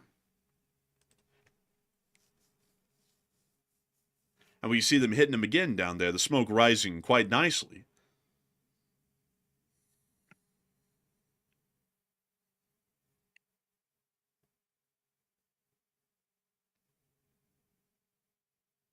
And we see them showing the damage now from those airstrikes.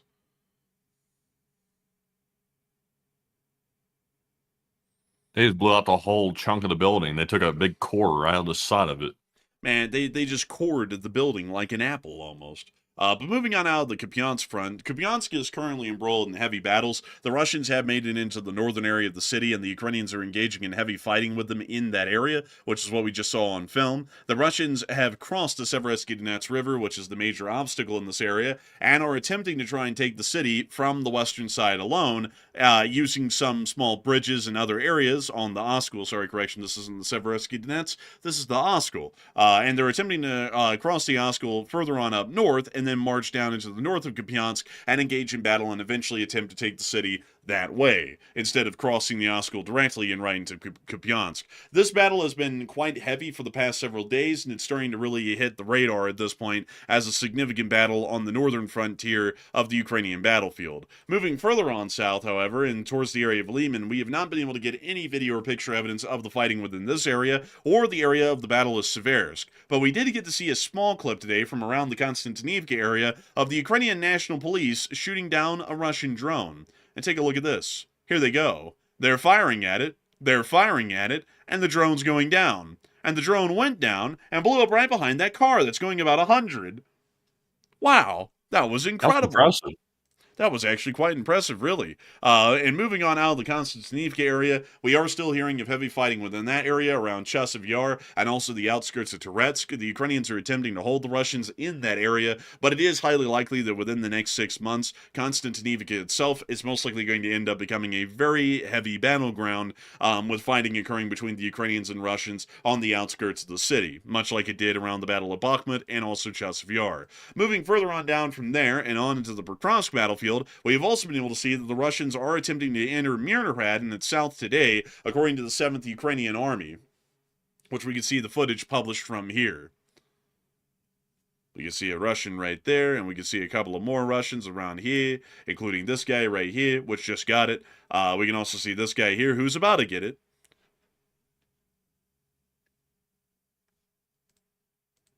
And we see another guy here who's about to really get it, and he got it.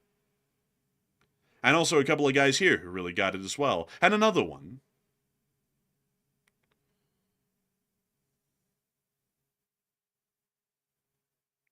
I think I was hiding around the corner. He thought he was invisible. Man, they all thought they were invisible, but it turns out that all of them were very visible, which is the opposite of invisible. Meanwhile, down near Dachinske, we also get to see that the fields outside the city of Pokrovsk are covered in fiber optic cables. These have become a mainstay of both the Ukrainian and Russian drone forces in the modern day, and do leave behind these fiber optic wires across the entirety of the fields that they fly over. This has become a hallmark sign of the later part of this war, and we have been seeing this in the fields surrounding pretty much every single major battlefield in Ukraine. I wonder how you even go about cleaning something like that up, because those are very, very thin, fine cables. So it's like, do you just have to like drag like a rake across it? Like, what do you even do to pick this up? Honestly, that's a good question. I really don't even know. I would assume a vacuum might do it. I think that would probably do the trick. Although it'd be hard to get an extension cable that long. But Nevertheless, the battlefield of Pokrovsk is also a very difficult one at the moment. Russians are advancing through the city of Pokrovsk several blocks a day at this point. The Ukrainians are inflicting high casualties on them. However, they are still losing ground, and it is possible that the Ukrainians are going to lose the city of Pokrovsk here within the next few weeks, and also Murnikrad as well, meaning that the battle will most likely move on to Dobropilya and Hirishny and Serhivka here very soon, and then we may see that the Russian Federation will attempt to wheel northwards and start focusing more of their attention on trying to take the cities of Kramatorsk and Slovyansk, which are the two major cities that the Ukrainians have left within their control inside the area of the Donetsk Oblast that's still within Ukrainian direct control. Moving on further down and towards Velika Novosilka, we also got to see within this direction the 110th Mechanized Brigade attacking and hitting Russian forces within the trees around the area of the village.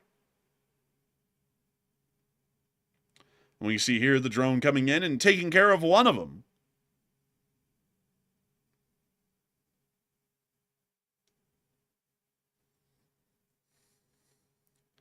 And we can also see them coming in and taking care of another. Right there, bled. Oh, boom, jugga jugga.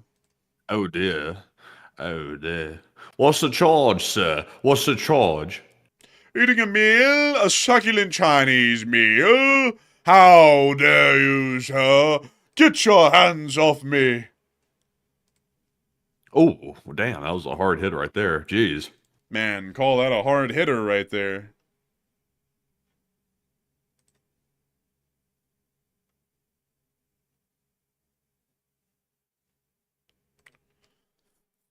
And we see them continuing to target the Russians and clean them on out.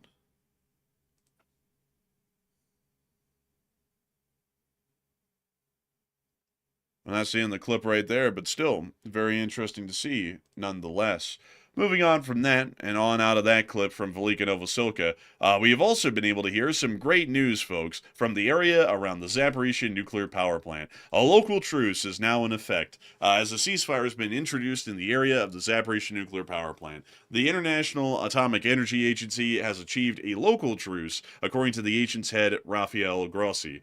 The new silence regime is needed to complete repairs on the second high-voltage power line. So for now, within the area of Zaporizhzhia, there is going to be a limited truce to set up a second high-voltage line and to ensure that there is power security to the power plant, so that way there is not another crisis like the last one we saw that evolves within the area. So that is, of course, incredibly good news. But with that in mind, folks, we do have another question for y'all. And Matthew, what is that question, and what are people thinking about it, and what are you thinking about it as well?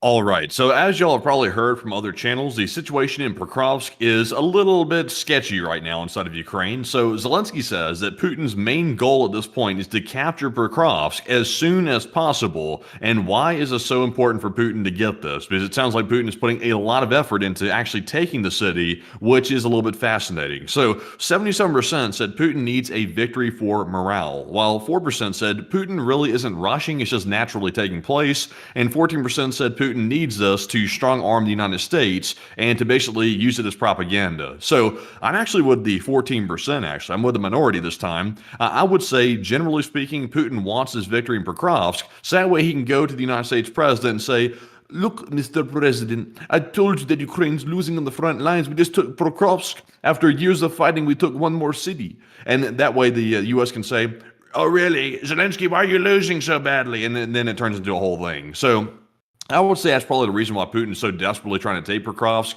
because Pokrovsk is just one of thousands of places that Russia has to take, even to get any progress, really. So I would say I'm with the 14%. But Enforcer, what say you? I would have to say that I would be with the 14% as well. I think it is to strong arm the United States by making it look like the Russians are strong and that they can win battlefield victories. But the thing about that, though, is that you'd have to be stupid for that to work on you, because the Russians have been fighting for Pokrovsk for about a year and a couple of months at this point. So it would be really hard to make it seem like the Russians are strong and invincible when it's taken them about another year and a couple of months to take another small town that only had about 70,000 people living in it. I mean, imagine, folks, if someone was at war with the United States of America and they finally declared that they took the town of Enterprise, Alabama. Would anyone give a damn? The answer would be no. Like, in the realistic sense, if you put that into scale, none of y'all even know what Enterprise, Alabama is. nobody would care if an enemy army finally took that after a year of fighting. It's hardly a city to even be counted. Like, if you said, for example, that the Russians took Atlanta, then that would be a huge thing. That would be huge, and that would actually might show that they have an ability to fight and win. But if you're talking about tiny towns like Pokrovsk, it's not that big of a deal and doesn't really make the Russians look that strong. But that's probably the approach and angle that the Russians will be trying to take on winning in Pokrovsk finally after about a year and a couple of months. So with that, I hope that does address it the best I can. And also, folks, on top of that, we have actually reached the end of the news for the night. There was no speech from President Volodymyr Zelensky of Ukraine today, and so for that reason, we're going to be moving on into the second segment of this stream, where we get to talk to each and every single one of y'all. And boy, howdy, folks, what a fun time that is. That is always an absolutely fun time, filled with joy, and a great deal of questions, and many other things that we get to talk about and chit-chat about for practically hours upon hours on end. And we are going to make sure to get on into that and get to talk to each and every one of y'all, because we love to do it. And that's what we're really here for at the end of the day, is to get to chit-chat to each and every single one of y'all, and hopefully have the ability to tonight. And I hope that tonight we really do have the ability, because the news actually ended on time tonight, unlike other nights where it's usually over 2 hours long nowadays. And so, Matthew, what do we got? Take it away. 4 score and 7 streams ago. But anyways, jumping into our super chat questions of our last segment here, let's jump into our super chats, then grab some live chat questions and our Morse code decoders of the stream. And we are fresh out of polls, by the way, so it's time to get right into it. So our first one here goes to Pooker1228, and thank you very much, Pooker, for that $50 support right there. Very generous, and also being a longtime channel legend as well. We do appreciate that. And Pooker said, "We Asians always relate to Winnie the Pooh's products, cheap and fragile, though not reflective on how hard Chinese people work. It's always quantity over quality."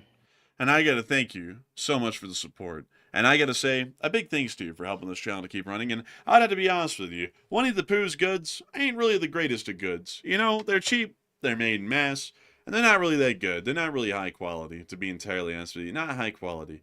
But some of them are high quality. Some of them are high quality. Like the model trains that come out of China, I will admit, are actually pretty high quality. And you know, that's something that's crazy, is that in limited niches, they actually do produce high quality products, but those are limited niches. Most of the stuff that people run into contact with that the Chinese produce is the lowest quality crap imaginable. Like, it couldn't get worse than that. And so I would definitely agree with you. And so a huge thanks to you so much once again for the support and helping this channel to keep on running. Because if it wasn't for folks like you, we wouldn't be able to make this channel possible, and we wouldn't be able to come to an agreement together that Winnie the Pooh's goods just ain't that good. And so a huge thanks to you so much once again. And with that, we are on to the next one.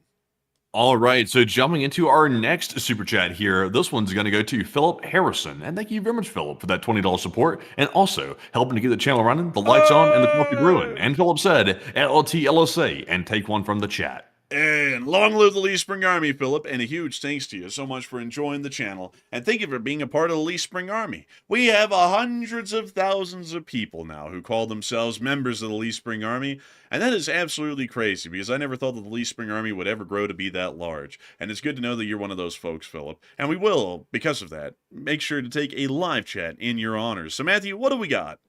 So let's get a live chat question right here, and this one goes to Judy from the live chat in honor of Philip Harrison's super chat. And Judy from the live chat said, "Matt, how is China able to copy the U.S. planes and ships so closely and also so consistently?" And I would say that's because of what's known as mass IP theft, intellectual property theft, actually. That's what happens quite a bit.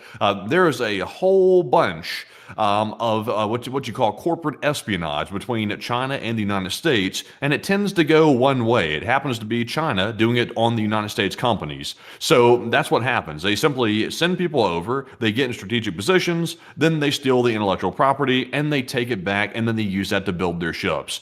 Sometimes it's through hacks, sometimes it's through human engineering. It just depends. But corporate espionage, that is a serious problem and a major problem. That is a form of espionage in itself. There's also the normal spy work you see on the movies, and then there's the corporate espionage, which is a little bit more boring, but it is still very damaging to the United States. But Enforcer, what say you? I would have to say that disposable cameras are the reason why. And that sounds really crazy. Disposable cameras? What do you mean, Enforcer? That sounds stupid. That sounds as stupid as saying that ROTCs exist in high school. And yeah, that actually is very close to sounding about that stupid. But if you would shut the hell up and listen, I'm just kidding, by the way. But let me explain for a minute how this actually works. China doesn't have to directly steal and reverse engineer our stuff to be able to imitate it. As a matter of fact, imitation has been going on really throughout the whole of the modern age, especially during the Cold War. Let me show y'all the F-111 Aardvark, or should I call it the Sukhoi Su-24. Honestly, it does look damn close right there. It looks like a little reminiscent of the Tomcat, slightly. You know, there was actually a book that the head designer of the Su-24 wrote, and you know how he said that they got the idea for the Su-24? They stole that.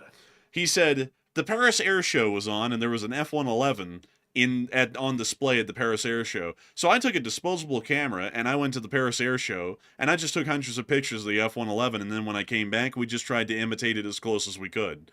And that's literally what he said they did. Like, 100% tried to copy it. And they got kind of close. They got the folding wings. They pretty much got the exact same elevator profile and style. Really, the whole rear of the Su-24 is incredibly similar to that of the F-111. And they also got the tandem seat cockpit down similarly as well. There are a couple of differences, but generally, the Su-24 is an F-111 for the larger part. Another one, this is probably the most spitting image one that we can come up with, is the B-1 Lancer and then the Tupolev 160. Man, that's almost like a spitting image with that one right there. That's really something. That's the Ukrainian Air Force one right there. Yeah, this is actually a Ukrainian Air Force Tu-160 before they retired them all. But let me see if I can get y'all a top-down picture of the Tu-160 just like we had of the B-1 Lancer there. Let's see here. They don't like to take the top downs much, do they? Oh, here we are. Tu-160, B-1 Lancer. Basically the same aircraft. Because it turns out the Russians actually copied the B-1 Lancer to make a Tu-160. So, you know, not a lot of surprise there. Quite obvious that they did. Better yet, here's another one. Let me see here. Let me pull this one up on the side because I got to go get the name of it first. Let's see. Let's see here.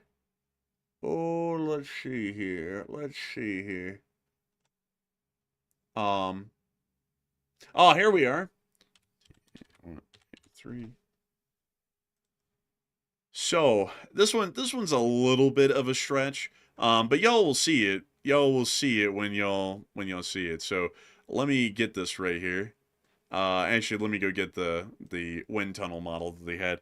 So, let me introduce to you the Nazi German TA-183 from Focke-Wulf right here. This was a concept. It never even made it into a prototype from what we know. And if it did, it was absconded by a certain group of people. But then look at that thing. Look at that right there. Look at it. Look at it. Put that to memory. And then look at the Soviet MiG-15. That does look somewhat similar right there. Because they ripped this thing off entirely to make the MiG-15. That wasn't like a Wunderwaffe thing, was it? Yeah, this was actually one of the Wunderwaffe of the end of the war. This one was so out there, it never even made it into a prototype. Yeah, well, you remember that one that the Glock. Yeah, that thing didn't quite make it either. I don't think. Oh, wait a minute! I got another one. This is probably the best one. The STG-44, right here. Look at that. Put it to memory, folks. And the AK-47, the original AK, mind you, not the ones that came later, like the AKM and the AK-74. The AK-47 and the STG-44. That does look somewhat similar.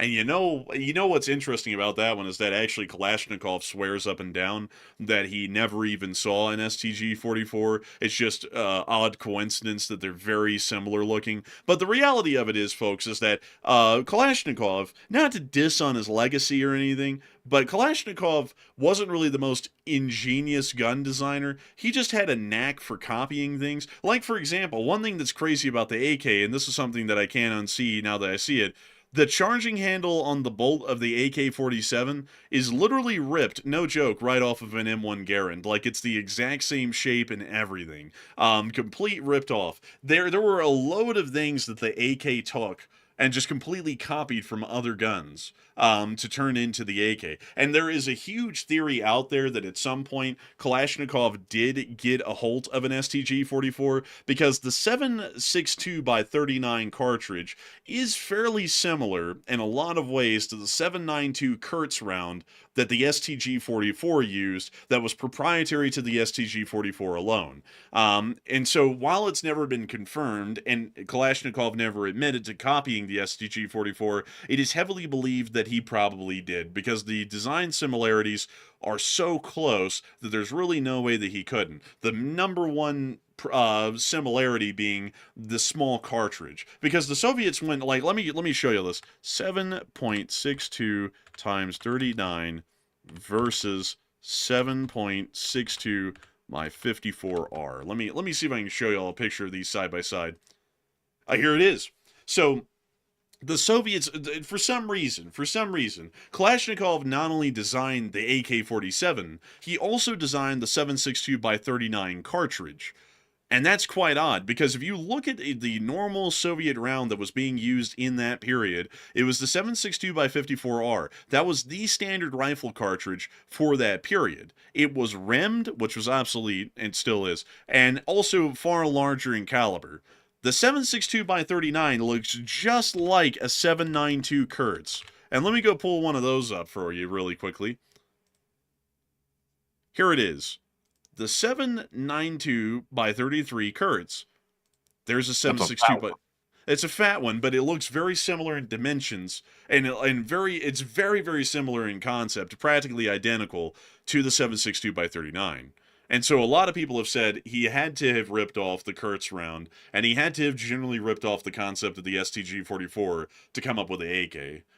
That's what a lot of people think. And I've got to be honest with y'all, as far as conspiracy theories go, this is a conspiracy theory I actually believe in, because the Soviets coming up with anything of their own is unheard of. They are even back then, Soviets were always copying someone somewhere. And so I would be in the belief, in the camp of the conspiracy theory, that Kalashnikov ripped off the STG-44 to create the AK. It doesn't seem like that far of a stretch to believe that. Yeah, it seems like it could be, honestly, just looking at it right off the bat, yeah. So generally, that's why the Chinese, to come full circle here, that's actually why the Chinese have a lot of stuff that looks like rip-offs of ours. It's not that they always break in and hack into the United States mainframes and defense computer networks and literally pull all of the information out on how to build one of these things. They just look at them in pictures, take tons of pictures of these things, like Black Hawks, and then they go, let's just make an imitation. And then they try and piece together the internal mechanisms to be somewhat similar, but externally it looks just like a Black Hawk, or it looks very close to an F-35, or it looks really close to an F-22, and so on and so forth. Much like any communist state, they're just really good at looking at something in pictures and trying to copy it as closely as they can. And so with that, I hope that does address that the best I can. A huge thanks to you once again for the support and helping this channel to keep on running. Because if it wasn't for folks like you, we wouldn't be able to make this channel possible and keep this thing running. And so with that, a huge thanks to you so much once again. And with that, we are on to the next one. And our next super chat goes to Peter Burrow. And thank you very much, Peter, for that $20 support right there. And also helping to keep the channel running. And Peter said, hey, Enforcers, it's great to see you made it to your new place safely. And Flash here, by the way. Also, that's Flash, by the way. That's wild. The username change, I'm not still used to it when it comes to some people's names. But he said, hello, LSA, and a live chat question, please. And I got to thank you so much for the support. And I got to say, a big thanks to you for the kind words. I got to say that the trip out here was arduous and long, and I'm still actually exhausted from that trip. I still haven't really gotten over it completely, but it was well worth it. Salt Lake City is a really cool place, and honestly, I've been having a lot of fun times here already, just unpacking, really. Also today, as a side note, as a little thing that we did today, we actually drove all the way up here to Alta. To the Alta ski shop. We were actually up here in this parking lot. And we looked around, and it was really pretty up there. Let me see what it looks like here on the Google Street View to see if it looks similar. It looks pretty close. Yeah, it looks pretty close. Let's see. What are the other dates? Oh, wow. Oh, wow. Yeah, but it looked kind of like this when we were up there today. It wasn't as snowy, but it's getting snowy. And it was so cool because what's so crazy, folks, is that this spot right here is at an elevation of I think 9,000 feet.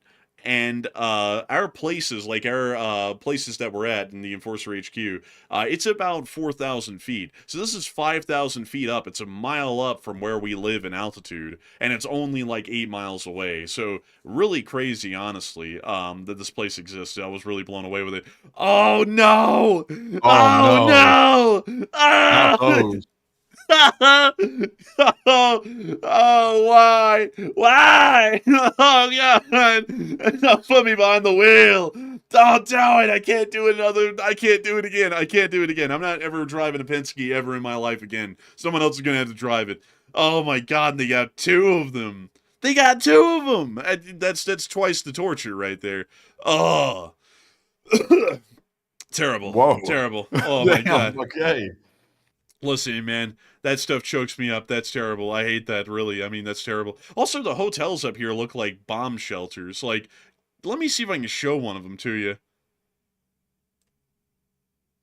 Yeah, this Look is at it. old Soviet bomb shelter up here in the top mountains. Look at that, an old Soviet station. I don't know why they look like this. Um, I have no clue. But they It are. looks like something you'd run across in Siberia or something like that, like out in the middle of nowhere. Yeah, I mean, it's weird. Like, what does the inside of this hotel look like? So you just Oh, get they a call it the Iron something. What's it called? The Iron Beam. the Iron Blossom. That's not too bad on the inside of it. Oh wow, the Oh, inside is a little bit brutal. geschlägt mein Leibman in die Deutsche. Like, man, it's like, Oh no, yo, it's like, man, the Wonder Hotel. the Wunder Hotel. Man, I've never seen a hotel like this in my life, folks. Like, this is legitimately crazy. And everything's made out of these concrete panels. Like, they're going to take this thing down tomorrow and move out. Really crazy. And all the hotels up here looked like this. Like, I think the lodge at Snowbird looked like that, too. Why does this picture look like it's from the 80s? It maybe it was. Man, and this one's got the same concrete thing going on. I don't know about that concrete. Like the concrete's not exactly what I'd call a design feature. I don't like the concrete. I don't like it much. And also, folks, it looks so draconian going up there. Like, you think about it like, oh, you know, you're going to go up there and you're going to see, like, the beauty of the mountains. And then there's, like, this Stalin-style or Swiss-style bunker building in the middle of the mountains that you drive by. And they're huge, like, compared to the valley. I mean, they're really big. So you're like, what in the world? Like, Rumor has it they work on the building with a sickle and a hammer. And also they make sure that they say it's our snow. It's not your snow, it's ours. man, yeah, dude, it's the people snow. It's the snow of the people. Also, what I think the Cliff Lodge was a lot like that too, with the whole concrete thing going on. Wow, look, it's like they have the same hotel rooms. Man, honestly, what you just said there, this is our snow. This is ours. That's what every crackhead says, and too. They're like, this is our blow. Bro, that's the hot dog man's go-to line. Aw, man, this is our snow. Like, this is our snow, the people's snow. Aw, dude, what is up with these hotels in the concrete, man? Really? I don't know. I just don't get it. I don't get it. And it's $246 a night. Damn. Wait a minute. Is that one of those little sled things right here? Maybe. Maybe. Well, let's take a look. Well, you can't see it from here, but I think it might be. I think it might be, folks. That's interesting. But yeah, anyways, we went up there today, and that was an interesting little deal to go see. And also, it was so crazy, folks, because it's generally in the daytime right now, like in the 60s down here in Salt Lake in this area, but up there at Alta, it was like 36 degrees, and there was actual sleet coming down, and it was the weirdest thing, because, like, you can literally see Salt Lake kind of still from up there. You can look out and see the whole thing, and yet it's snowing up there already. It's the weirdest thing ever. I've never really seen anything like that in my life. And also, man, you went to Brighton? Yeah, I went to Brighton and I went to the other one near it. I can't remember the name of it. Solitude? Solitude? Yeah, Solitude. Solitude. So you went to the valley right north of this and then drove up Yeah. that. Oh, Yeah, that's okay. where I went. Man, so you were literally on the other side of where we were because this is where we were and that was where you were and there's only a difference of about 2 miles between those two locations. That was it, but it's really tough to get over there without that road though. You got to really start crawling. And I've heard there's bears in there. I've heard that there's bears in this area. What does Brighton look like? I've never been up here. What does this look like, huh? What does it look like? Oh, For some reason, I'm getting the urge to like drive up to the top of these mountains, and get out of the car and just yell out from the top of the mountains. Look, Jack, I was in the hills of the Himalayas with Xi Jinping, and hey, come on, Jack. I mean, come on, man. look, you got like you just start yelling something like as most energetically as possible, and then you go to the whisper. Look, Jack, you were up there in the mountain. Look, you sit there and I was playing about being in the Himalayas. I'm a real hard mother effer, you understand? Look, what I'm trying to say is that the buildings are brutalist. They're made of concrete. That's concrete, baby. Like my policies, they're hardcore. They're And made then of stone. and then just the random Utahns. Jeez, this guy stinks. Jeez. Man, honestly, I want to know what that mountain is, Matthew, that we're looking at every day. The big one that has like the jagged edges. I think it's this That's the Pfeiffer Pfeiffer horn. horn. Yeah, I think it Yeah, is. that's it. Wow, look at that. It's nothing but a giant pile of rocks up there. I Um, want to climb that. I think not. If you want to get an insurance policy, you might. But man, this looks dangerous. Like you could fall off and die. That's what I like about it. It looks very dangerous. Look at this guy here, standing on top of See, the he did world. it. Oh, look, they have ammo cans up there. I think those are trash cans. No, those are ammo cans. Um, damn, the artillery can. Oh, I don't know. Maybe, might be. What Maybe it's for else? those avalanche to control. You know how they have the avalanche little cannon they haul around? Maybe it's for that. Oh, yeah, it could be. Yeah, it could be. But this place is really pretty up here. Maybe one day we will take a hike to it and we will promptly die, falling off the side of one of these cliffs. Because I don't have a lot of trust in my balance, folks, and I think that I'd probably die on the way up here to this one. But is that really it? Like, is it not the Lone Peak? Wow, look at that! I think it's a Pfeiffer horn.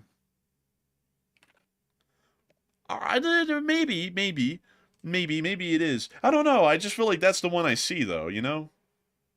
Yeah, maybe. Hold up. Maybe we can get a little bit further.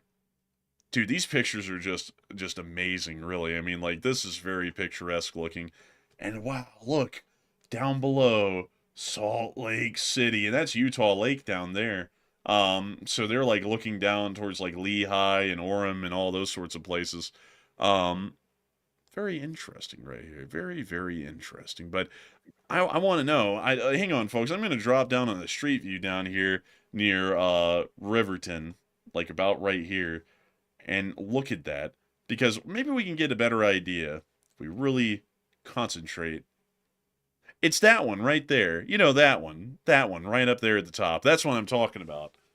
I'm pretty sure it's Pfeiffer horn. I feel like it is. I feel like it is. I wish we could get like an exact answer to that though, because that would be really interesting to actually know exactly what it is. What the Upper Bell Canyon Reservoir? What is this? What is this right here? Wow, look at that. Wow, that grass is green. That is very green grass. Wow, dude, that is amazing looking. Wow, we're gonna have to climb up there one day and die of oxygen sickness to see this. That would be cool. That'd be really cool. Oxygen sickness. Oxygen deprivation or altitude There you sickness. go. Um, wow, look, a wheelbarrow. Wow, wow, that is so cool. Wow, that is neat. And there's people jumping into it and swimming. Wow. I feel like Brave soul. I feel like this is where you get mauled by a bear because I feel like this is where they come to drink. Could be. Could be. It could be.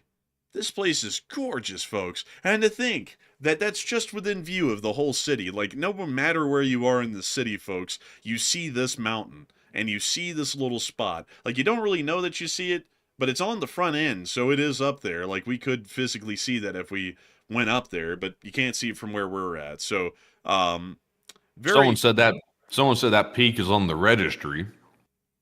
That sounds a little bit sauce. That peak is on the registry. For what? What did it do? What was the crime? We don't talk about that. Is that What is that pheasant? bird? It's a pheasant bird. Did you hear that bird? It went, like, did you hear that? Oh, sorry, that must have been something else. Yeah, when you're hearing stuff, man, I didn't hear nothing. Man, that little birdie though. Oh, dude, it's the deer. Oh, it's those mule deer too. They said, "What do you want?" Oh, where's my mom? Like, but wow, look at that, dude. The outlaw cabin. Enjoy it. Don't destroy it. That's sad. You have to tell people that. Like, don't destroy this thing right here. If you don't mind, we'd like to share it a little bit. Made by the Allen brothers for everyone. That's very hippie of them. I feel like It capitalists. sounds Soviet. It's the people's cabin. But One day they'll upgrade to concrete once they get enough of the people's monies. the people's monies. Oh man, they getting that monies. Man, I tell you. Let's see, what else is up here that would be interesting to look at? Silver Lake. Wow. That is silver. That right. Did someone say silver? I think there's potential for a good mine to be put here. Got a little silver mine. Ravage the forest, chop it down, shoot the lorax, take the silver out, take the gold out, take the gold. You gotta, sir, there's so much gold there, sir. It can go above your door, sir. Can you put it on your frame? Don't you want a nice, good gold plaque? Like, who doesn't like a little tacky gold on the door? You gotta have a little tacky gold, I'm telling you. Some people have been telling me these mountains, sir, they are rampant with moose, very dangerous animal. I said, there's silver up there, you idiot. Pop it with a 45. We've got to get up there. Like, we clear out the woods, clear out the moose, clear everything out. I want nothing left living. No trees, bushes, animals, nothing. We are getting up there and we are getting that wonderful silver. We're going to call it the golden mine with how much silver it's going to produce. That makes no sense, but that's how we're going to name it. It's going to be really great like that. And just look at this dog. Look at this dog. It's a corgi. It's a tricolored corgi sitting there sipping up the water. It's the brain-eating water, but that's okay. Corgis are very sweet. The brain-eating amoeba will decide to attack them another day. Not today. Not today. But look at this. It's a beautiful place. It's perfect for a mine. We just suck all the water out, and then we start digging, and I'm sure we'll find a lot of stuff. We'll find great amounts of stuff here in this wonderful little lake, this little silver lake. It's made of silver. That's what I've heard, folks. That's what I've heard. But anyways, beyond that, I saw someone say, you can't build a damn thing out in those woods. What news organization are you with? Fake news. Fake news. You can build all kinds of stuff out here in this woods. You can build all kinds of stuff. Avalanches are no problem. Avalanches are a business opportunity. I was in real estate. I was the best at real estate. A lot of people said, wow, he's the greatest at real estate. No one builds better than him. And avalanches are not a detractor. They are a business opportunity. When an avalanche comes through and kills like 30 people and wipes out all their houses, we just rebuild, and it's very easy. Insurance pays for it, and we make money. You know, it's an old-fashioned word, they say. It's an old-fashioned word. They don't say it much anymore. They don't say this word anymore. They said, sir, keep that word quiet, sir. It's a secret word. An old-fashioned word, barely used anymore. Deforestation. That's what they call it. They tell me, sir, deforestation. Chop, baby, chop. That's what they say. Get Paul Bunyan out here. Call him up.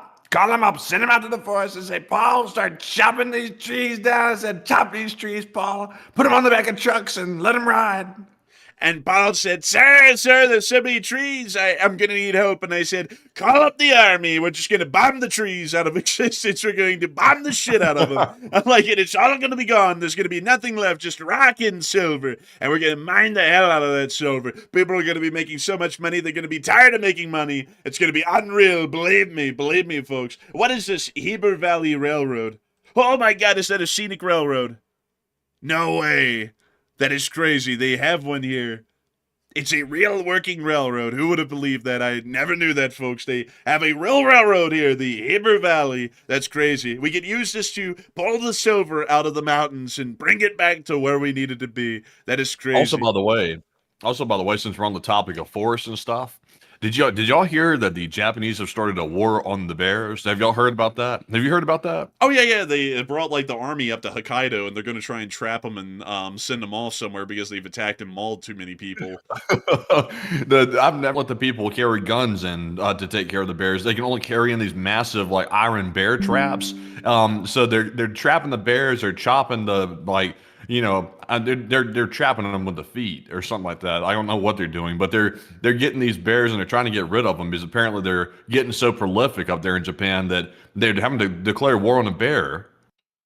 Ah, yes. Look at this, Matthew. The cute Japanese black bear, the one that is, it's not really a big issue. It's on a Honshu versus the ones that they sent the army up there with a baton and a shield to go fight. The damn Hokkaido brown bear, which is about the size of a grizzly. That thing looks grisly too. This subspecies is found in Japan's northern island of Hokkaido. It is the biggest land animal in Japan, and is among the largest types of brown bear, though its size can vary significantly based on the diet. So basically, if it doesn't drink enough milk growing up, these can be smaller. But It could be anybody. It could be Winnie the Pooh that leads China, or it could be Russia Bear. Could be either. You just don't know. You just don't know. Bears in the Oh city. wow, they're loose on the street. Is that real? Yeah, apparently. Damn, they're loose and they look hungry too. Like they were running around looking around for stuff. Man, I'm not gonna lie. These Hokkaido northern bears. These things. Well, look at that dumb bear. Do you see that dumb one leaning back like it was on the couch? Like go down a little bit, and you'll see. There it is. Look at that dumb one. I don't even think that's a Japanese one. No, it's just a fat one. I'm not sure where that one came from. I think this one's catching stray. This one's named Japanese. Man, let's go look at that Japanese black bear. That one looks cute. Japanese black bear. Are we having audio issues, by the way? What's going on? Why is everybody saying the audio is having a problem? There was a little like outage on OBS for like 1 second, and it's causing some audio issues for folks. So just refresh. Okay. Just refresh, folks, if you're having issues. There's not much we can do about it, unfortunately. But this is the Asian black bear, or the Japanese black bear. That doesn't look too bad. Now, that doesn't look too bad. Now, let's go look at that Hokkaido brown bear. That's just a grizzly. Yeah, it looks real grizzly. That one right there is the type that rip you apart type bear. That's ugly. Look at that ugly one right down there on the right. Yeah, oh man, that's an ugly bastard. Yeah, I don't know. I don't like these too much. I think grizzlies look better than this, honestly. Yeah, I think they do. No wonder they're rounding these things up. I mean, they're not only ugly, they're dangerous. But you got to say, folks, the grizzly bear is cooler looking. I mean, look at that. That is a cool looking bear. Look at that evil looking one. What up close? Look at that evil one. Look, you see what I'm talking about? Yeah. Oh man, look at that. That thing right there. That thing is straight from hell right there. Look at that. Man, this thing looks like a deranged dog that's gotten too fat. It looks like a dog that might have seen a little bit of that dog food and it wanted to have some. Man, that's how I look, man. Whenever I get angry that the food's run out, man, that's me right there. Damn, look at that thing. I tell you, that thing's squaring up. Dude, honestly, man, that's how I look when someone steps on my toe, man. I go, oh, like, man, just like that, just like that. Man, I'm telling you, look at that. But the grizzly bears are cute, but the brown bears are a little bit cuter, in my opinion. Let me go pull those up. The brown bear. These. Oh yeah, that's cute right there. Absolutely cuddly. Absolutely cute. Look at that. That's a cute bear. Hello, sir. Could I have some honey? Hello. Like, bear. Like, man, you can have anything you want if you just let me live. And then there's the black bear. This is the American black bear. These are kind of like more... Ooh. Huh? That's smooth. Man, that thing is smooth. Like, man, that thing rip your liver smooth off. Like when it gets angry with you. Like, nice, clean, smooth. Call this man a doctor. He's like a surgeon the way he rips that liver out. Man, also, man, I like this one. This one is fat as hell. Look at that thing. That is a chunk. It's lumbering. It is lumbering too. Like you can tell that thing's just breathing hard. It's going, Man. It's like me when I'm trying to get used to this altitude. Man, you know, black bears are in the South, man. I can imagine this thing going, "You got any sweet tea?" Man, like man, that thing's a big boy. But these things are all over the United States, actually. Oh, in Louisiana too. Dude, God forbid you run up on a Cajun one later, man, shoot, man, you finna my man, shit. Man, I'll be like, oh no, I'm gonna die today. Oh man, dude, that would be terrible running up on a Cajun bear. Like, Oh, look at that! You see that malnourished one? There was a malnourished one back there. This Look one? at that one in the middle. No, that one's definitely not hungry. It's fat. That one right down there at the bottom right. Oh, Damn, what happened to him? man, he's on that keto diet. Like, That man, he's bear on looks that cracked Atkins out or diet. something. That thing looks troubled. He looks disturbed, like he may have seen something he didn't want to see. Has he been near any islands lately? Man, well, how'd that explain the malnourishment though? Yeah, Look at that one standing up. Look at that one standing up right there. You see that? You go one? right over to the mouse. Yeah, look at that thing. That thing's standing up. Like honestly, like that's wild. They can stand up like that. That is wild that they could stand up like that. That's crazy. This one looks confused. Looks like it could have something. Like maybe possibly. Can bears get rabies? I think they can, yeah. Yeah, it looks like it's foaming or something a little bit. I don't know. I mean, it looks kind of chill to me. It just looks stupid. That's all. Yeah, maybe. Let's see. How about those grizzlies? What is the range of the grizzly bears? I know that they're out here, but I don't know where else they are. You know, after seeing these bears right here, can you believe the Russian delegation really tried to go up and pet one of those things right there, like when they came over, like to Alaska? That's crazy.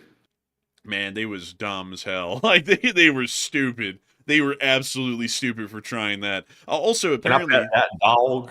apparently, Matthew, there are no grizzlies in Utah. They historically used to be here, but now they're not because we killed them all when we came out here. So what's the one that we have to worry about? Let's see. I think it's black bears and brown bears. Let me go pull up the brown bear and see about these. Oh no, we don't have to worry about those either. Apparently those aren't here either. So, well, I mean, There's definitely some bears out here. Like I know there's got to be. There's pumas. bears in Utah. Only black bears, with no grizzly bears in the state for nearly 100 years. Wow, they left a long time ago. So just the black bears. And let's see a picture of the black bear again real quick. I'm trying to see what we're up against. This is what we're up Let's see. against. Oh, it's that smooth one. So we have the smooth bear.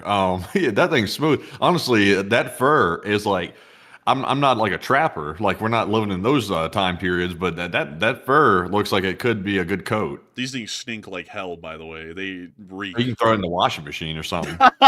Man, Some Tide Pods. You probably need like 5 or 7 Tide Pods for that fur. But that looks like it could be like good for something.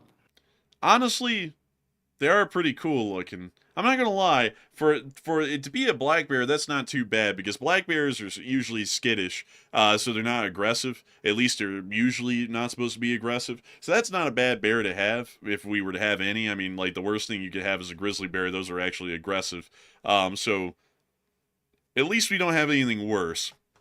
What other kind of large wildlife in Utah?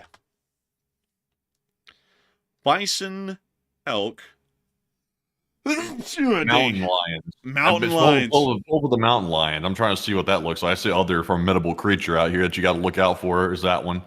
Oh wow, look at that. Oh wow, look at that. A cougar. So a mountain lion's a cougar. Damn, those are big. Man, these are scary. Let's see, where do they live? Are these known for attacking people a lot? I don't know actually. But They let's look see. like, hell, those things are big. Those are some big creatures. Man, this one was northwest of Los Angeles. That one looks cute. Yeah, that one doesn't look too bad. Like for some reason, Let's see. Cougar with a deer kill. Well, we won't show that picture on YouTube, but um, let's see. there's some Two chilling two cougar kittens. kittens. Yeah, there's just little cute kittens there. Little cute kittens that can kill you. Like they're so cute. Cute kittens. They look about as peaceful as a bull. Man, let's pull in mountain lions in Utah. Let's take a look at the pictures from here. Oh my God, they got the big ones too. That looks like where we drove through. Wait a minute. They took one down right here. Man, they took one down. Oh, they took They one down. capped That's that thing. crazy. Let's see. So apparently cougar hunting is a thing here. I didn't Wow. know They're that prolific enough to hunt them? That's interesting. I didn't know that that was really a big thing to hunt cougar. I did not know that. Oh, look, Well, apparently some people hunt cougar. Oh, look at that. That doesn't even look like a cougar, man. That looks like a monkey or something. Man, that's a good still picture of that thing. Look at it. Man, that thing looks like a Yeah. squiggle. That's crazy.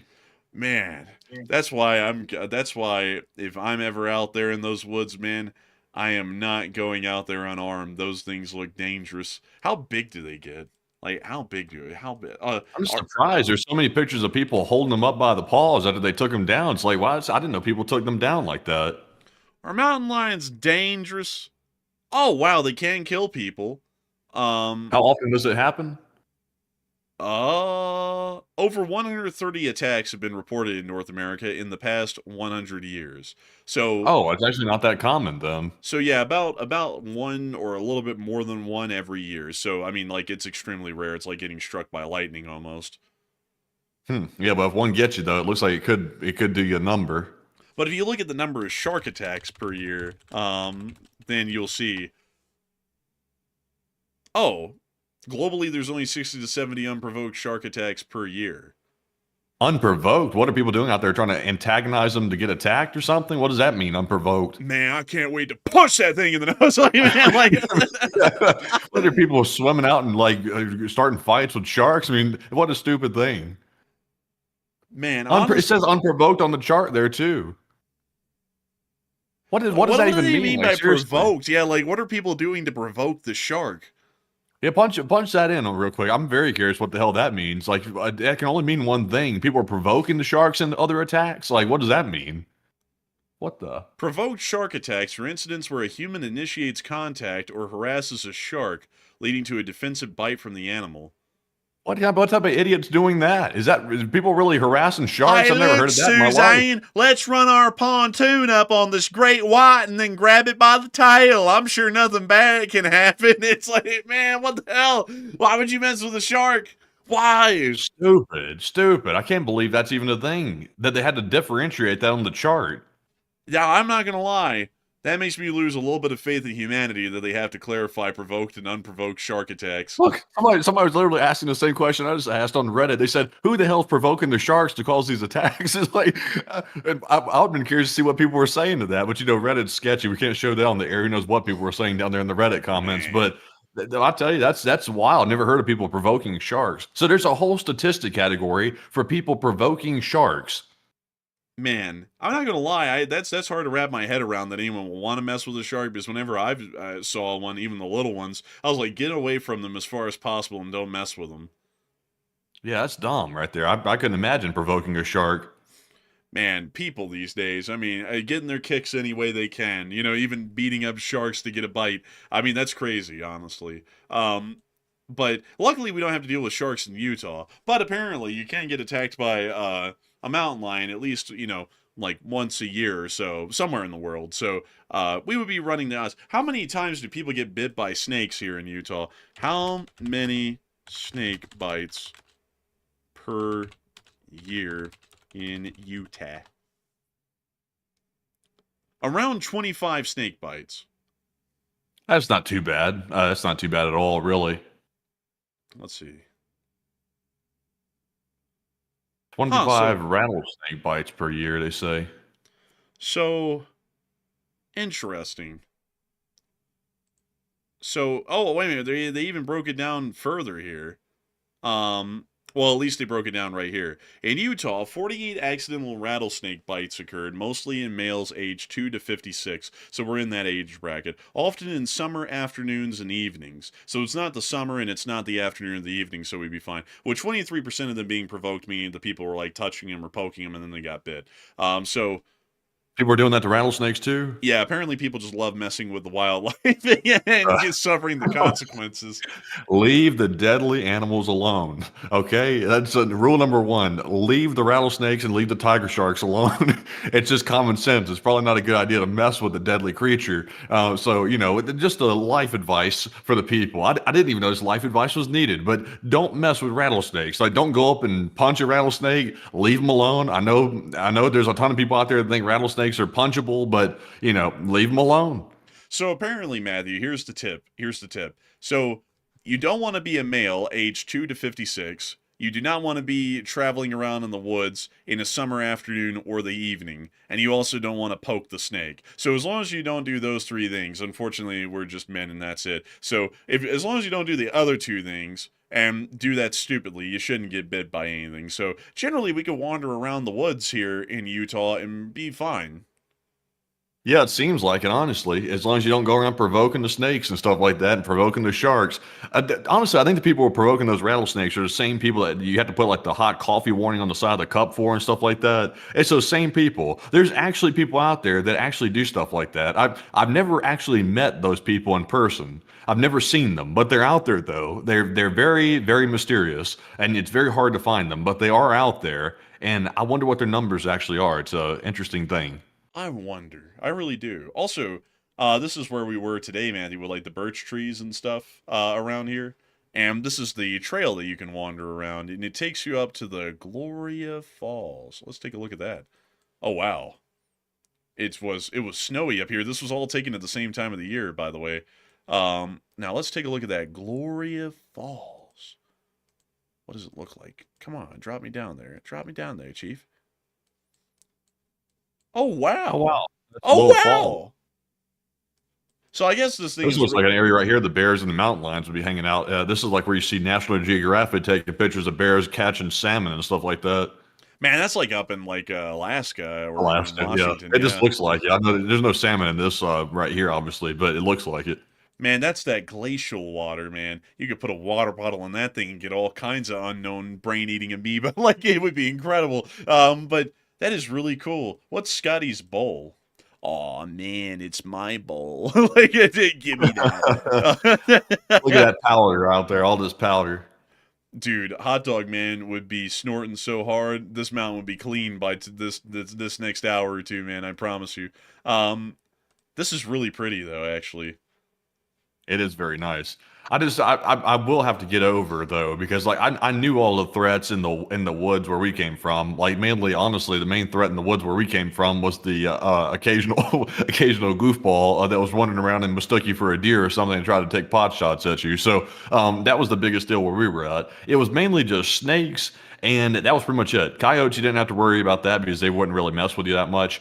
And nothing else. But you actually have like really big wild game and wild animals around here, around Utah that you have to worry about. Yeah, that is something that you do have to worry about. I gotta say, man, these mountains are so picturesque, like, and they're just right there. That's the craziest thing. Um, I mean, we will have to wander around these at some point here in the future. What What's about? the rules? What's the rules in Utah on that? If anybody can just say real quickly, um, if I think it's illegal to shoot the bear. Like even if is it legal to shoot the bear in self defense? Like if the bear's coming at you or something, is that a thing? Like what's the law around that? A bear in self-defense in Utah. You are legally justified in shooting the bear if you reasonably. Oh, so it's like the same self defense law that applies to like humans. Basically, it sounds like. So is it illegal to shoot the bear in a non self defense scenario? No, apparently not. I would assume not, because usually, the state is, heavily against the unnecessary killing of wildlife because, a whole bunch of people would be going around doing that for kicks, out of hunting season and try and, come up with a justification for it. So, I would assume that the only way that you can, shoot one of these is in defense, which makes sense. Interesting. So you have to be, it's like almost like the real actual self-defense law for like humans. Like you have to be in imminent bodily harm and things like that, which is kind of interesting right here. I see everybody saying bear spray. That seems like the best way to go about it. And the bear spray actually works. It's not just something that people are like, oh, how are you going to trust your life with bear spray? That bear spray is serious. Like it's like a big can and it like sprays it out extremely far in a huge fog. So it's serious. And also I think the sound of it kind of scares off the bear too. But I think most bears are actually kind of skittish. I don't think most of them are looking to maul somebody like they're determined to maul somebody. If you corner it, it'll probably try to get you, but I doubt it's going to like just, be determined to rip you from limb to limb. Let's see, any previous, which was known to the person claiming so, person who's legally located. So this is the statute, by the way, in the state of Utah right here, about self-defense against wild animals. I'm actually reading it. Because, folks, if you ever wonder about the law, the best thing to do is just try and find the statute. Luckily, this was literally under the search results. And then just read the statute itself, because it lays out exactly, by letter of the law, this is the law right here, on the self-defense against a wild animal. So, it's presumed the life is, see, a person shall notify the division within 12 hours after killing or wounding a wild animal. No wild animal killed, pursued, or parts may be removed from the site, repositioned, retained, sold, or transferred without written authorization from the division. A person is not legally justified in killing under circumstances specified in subsection 1. If the person intentionally, knowingly, or recklessly provokes or attracts the wild animals into a situation in which it is probable it will threaten the person, another person, or a domestic animal. Notwithstanding subsection 4, a person lawfully pursuing a cougar or bear with dogs may seriously injure or kill that cougar or bear when they reasonably believe such action is necessary to protect themselves or another person against an imminent attack. A person kills or seriously injures that enters a home, tent, or other permanent or temporary structure, it is presumed to have acted reasonably. So if a bear ever breaks through your window on accident, or a cougar for some reason breaks through your window on accident in your house, you can blast that thing away and no one's even going to ask a question about it because it will be assumed that it was reasonable self-defense. So very interesting. What is this, a felony? What for the violation? Doesn't say, is it a felony or a misdemeanor? They say criminal prosecution, but it doesn't Oh, sounds classify. specify. Yeah, it doesn't classify if this is a misdemeanor or a felony. Interesting. I would imagine my gut's telling me it must be a felony or something. I would imagine the bear thing's probably something they probably take seriously. Yeah, probably. I don't know though. It might be a misdemeanor. Let's see. Do they have a law for like when the bears can act in self-defense? Man, they do have a law saying that they have a right to bear arms. That's true. That's true.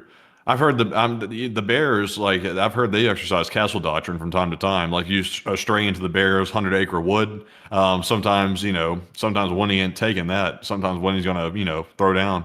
And sometimes when he's going to be throwing hands. But honestly, man, I don't think that would be that much of a risk because black bears and mountain lions are generally going to run most of the time, unless if there's like a cub around or something like that, or if they're cornered. And generally, they never be cornered, and there probably would never be cubs around. So I would think that probably wouldn't be too much of an issue. I would still carry a gun though, but it probably wouldn't be too much of an issue. Yeah, it sounds like it. But anyways, with that, folks, we are on to the next one. And our next super chat here goes to Remy Andre Rogsnoy Olsen, who puts in a 20. And thank you very much, Remy, for that support. They said, greetings from Bergen, Norway. And I've been watching your stream since the third week of the Ukraine war. And I got to say, I can never get enough. And the enforcer withdrawals were for real. And it's going to be back to normal again. Alan and LLT LSA. And a big hello to Bergen, Norway. Really cool place. Really cool place. Look at this train station. Whoa! Welcome to Bergen, it says on the wall. Oh, look at that. Oh, yes, train. Yes, the city of Bergen. And goats, I mean, sorry. But wow. Beautiful. Also, by the way, filibuster for just a second. I accidentally spilled coffee on my hand, so I got to go and fix that real quick. I'll be back. Uh-oh, he spilled coffee on his hand, everyone. Coffee on the hand. But let's take a look around the city of Bergen here. Ah, look at it. So pretty and pristine. Truly an amazing place. Profound, honestly, in its beauty. And I get to say, enforcer withdrawals are a serious thing. They're actually a thing for us as well, believe it or not, because we actually get withdrawals from not running the show. And so we are more than happy to be back to running this thing back into form. And I got to thank you incredibly for the support and helping this channel to keep running, because if it wasn't for folks like you, we would have never been able to make this thing possible, and we wouldn't be able to be here to this day still, getting to run this thing, and have a show for people to be able to watch enough to be able to get enforcer withdrawals. So I got to thank you incredibly for that once again, because folks like you are doing a massive service in helping this channel to keep running and rolling every day, and I got to thank you incredibly for that. And I got to thank you for being a big fan of the channel and enjoying it a sublime amount. So a huge thanks to you so much once again. I hope that has addressed that incredibly well. And hopefully Enforcer Matt is back. And Yes, I'm back. Hello. Oh, hello there. Hello. Oh, hello. But with that, we are on to the next one.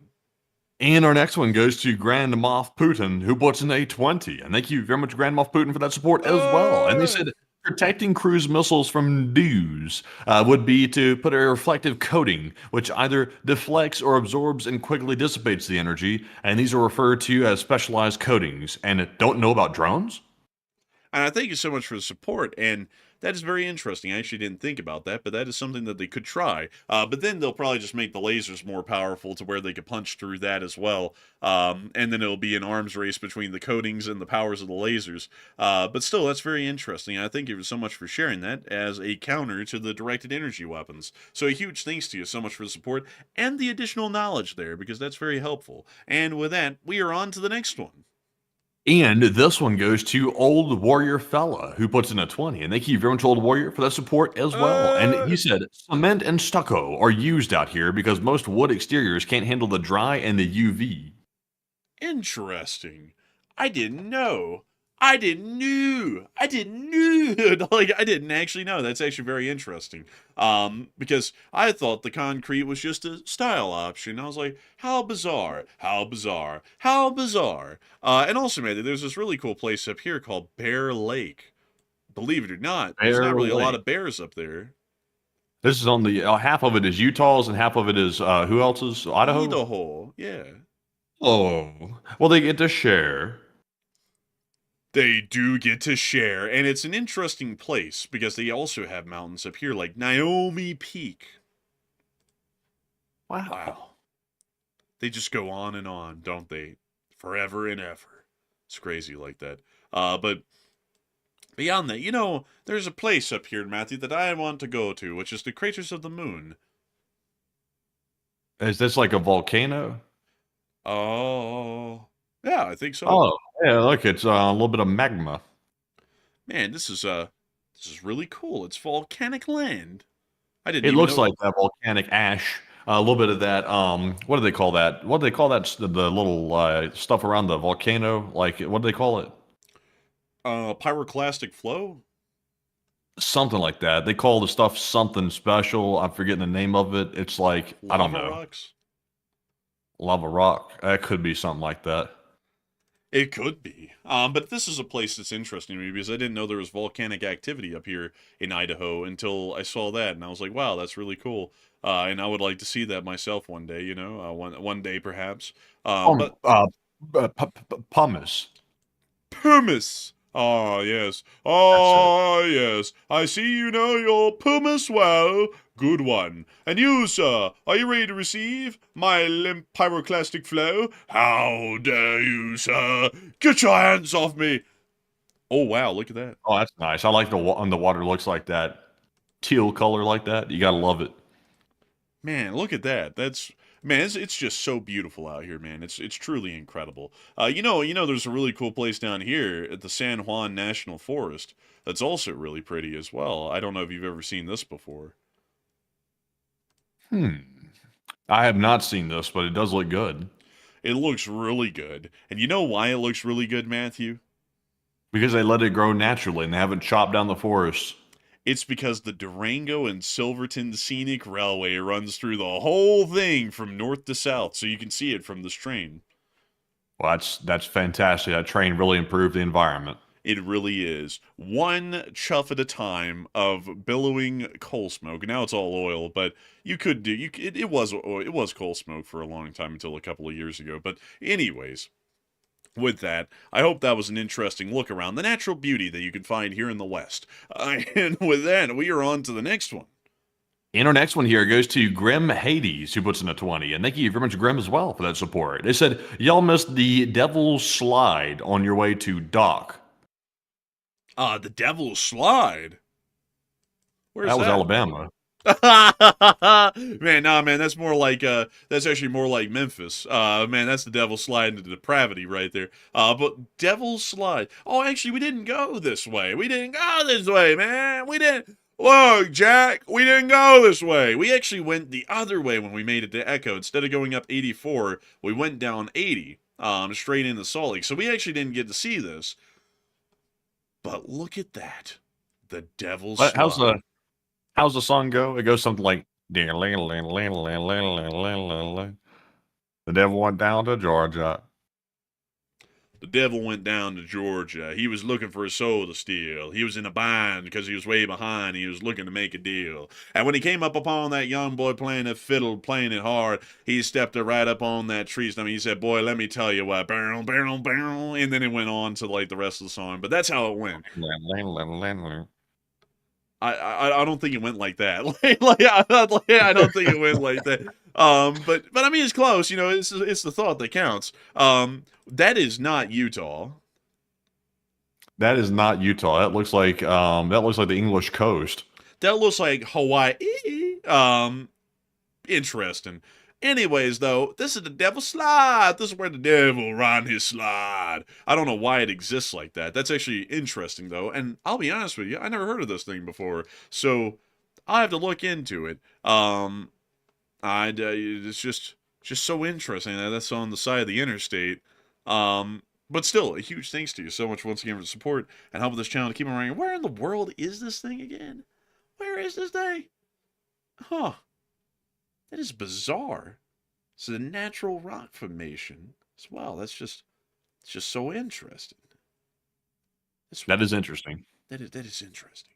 Man, Matthew's trying to get me off a rabbit hole. He said, that's interesting. I was like, whoa. All right. But anyways, with that, folks, it is time for us to move on into the next one. But a huge thanks to you once again for the support and sharing that with us because I didn't know about it. Yes, indeed. And our next one here goes to ASL Trooper, who puts in a 20, who said, an hour and 40 minutes behind in the video, but China's Navy is in China, and the U.S. Navy is spread in both oceans. And I thank you for the support, and that's true to an extent. However, while the Chinese Navy is entirely within that one ocean, we also have to remember that they're entirely within that one ocean, which gives them a very small amount of operational flexibility. And so with that, I thank you so much massively for the support. That is true, though. But I'd also say that that's more so towards their detriment than our benefit. More so to their detriment and our benefit than the other way around. But huge thanks to you so much once again. I hope that does address that well. And with that, we are on to the next one. And up next, a big shout out to Steve Wagner. Excuse me. I see. I tried to hold the cough back. That didn't work too well. I just went volume 20 out of the blue. That was me trying to hold the cough. But thank you very much, Steve Wagner, for that $10 support right there. And also a huge shout out to My Hands Are on Fire for that $10 support as well. We appreciate both of you very much for that support and helping to keep the channel running. And Enforcer, what say you? And I got to say a huge thanks to you for the support and helping this channel to keep running, because each and every one of you all help to make this channel possible. Help us keep this thing running day in and day out. We're always greatly appreciative to folks like y'all who really do enjoy this channel and really do put your bottom dollar in helping us to keep this thing running, because nobody has to do that, and yet y'all do, and y'all help to make the dream possible. So a huge thanks to you so much once again. I hope that was addressed that well. And with that, we are on to the next one. And our next one goes to Robert Krogan, and Robert puts in a 10 and says, good evening and bring on the news. Hey, good evening to you, and I hope we brought it on well tonight. Well, indeed, I'd hope. And so a huge thanks to you so much once again. I hope that does address that incredibly well. And with that, we are on to the next one. And we also have a 10 from Hokey Redneck. And Hokey said, why are the lines slack on that carrier? Why are the lines slack on that carrier? Probably because they don't know how to make them talk. I'll be honest with you. They're not experienced at that. I mean, look at this. Those lines are slack. I mean, you know, that Why, thing's got why some are the play. lines so perfect? Like, why are the ropes so perfect? Because it's new. Yeah, it looks like some fancy ropes, like or something like that you get fresh off of Temu. Also, man, I like how they have the office lights visible in the bridge up there. You can like literally see the rows of them, like it's like a office roof, you know, like with like the little white tiles, and you got the lights in there. It looks just like that. Also, what's up with all the flags they're flying? Oh, those are signal flags. Oh, they're trying to do a little signaling. Yeah, it says something let's see, buy one get one free or something like that. You know, you never know, you never know. But anyways, I hope that does address that well, at least the best we can. And with that, we are on to the next one. And our next one goes to Zebrus Willis, who puts in the 10. And thank you very much, Zebrus, for that support. He said, if the carrier doesn't have a reactor, how much do you want to bet that they can't run general quarters for long before outages happen and systems start performing poorly? That's a good question. I actually would not know how to answer it. I don't know how long it could actually function, but that is actually a good question. I'll have to look into seeing if there is an answer to that out there somewhere. And so a big thanks to you so much once again for the support and helping this channel to keep running. Because if it wasn't for folks like you, we wouldn't be able to make this channel possible and keep it rolling. So a huge thanks to you once again. And with that, we are on to the next one. And we have a 10 from Dark Sheep. And the Dark Sheep said, do you think that China could utilize small ships and jet skis to deploy many small units with human-equipped anti-aircraft weapons to prevent the U.S. from supporting Taiwan by containing our air superiority? They could try, but that would most likely fail because jet skis with man pads only have about a 5 mile range, and an F-18 equipped with the right kind of weaponry can have about a 25 to 30 mile range against those jet skis. So it really wouldn't work too well, and they'd eventually run out of jet skis, or they'd run out of men, or they'd run out of man pads, or they'd run out of all three. So I hope that does address it the best I can. A big thanks to you once again for support and helping this channel to keep on running. And with that, we are on to the next one. And we have another $10 support from Grim Hades. And they said, off topic, but go to Boomerangs down under and in Mills Creek, Utah. They have amazing food. And across the way, they have a building that has a rock climbing on the outside of the building. Let's see. Boomerangs down under bar in Mill Creek. This is over in Mill Oh, Creek. that's over there. That's over there. That's over there. That's near Gobbler's Knob. Let's take a look in this place. Okay, Oh. okay. They got the tater tots. They Oh. got the onion rings. Oh, okay. Oh, okay. And they got live singing. You know, they always got to get rid of the knees on the jeans. Why? I don't know. But I remember back in the day when my mama used to get me blue jeans, and those blue jeans would wear out to where the kneecaps would start showing, and then she'd replace them because that wasn't good looking. Nowadays, people do that as a fashion statement. I just don't really understand. But oh, that looks good. And oh, that looks good. Oh, that looks good. It's all looking really good, actually. And I thank you for the recommendation. We might have to take you up on this sometime round and go up there and take a little look because that looks really nice, actually. That looks quite nice. Where is this, actually? Let me show you what a street around here looks like. I don't know what this one looks like, but look at that. New development everywhere. And a Harmon's. A neighborhood grocer. All Harmons. This is right in the middle of Mills Creek. This is smack dab in the middle. Would you believe it? Near Brickyard Road, of all roads. In 3300 South and 1300 East. It's very interesting, actually. Very, very interesting indeed. But I thank you so much for the support and the recommendation. I will give it a shot someday. I'll be quite interested in that myself. What is up? What is up here?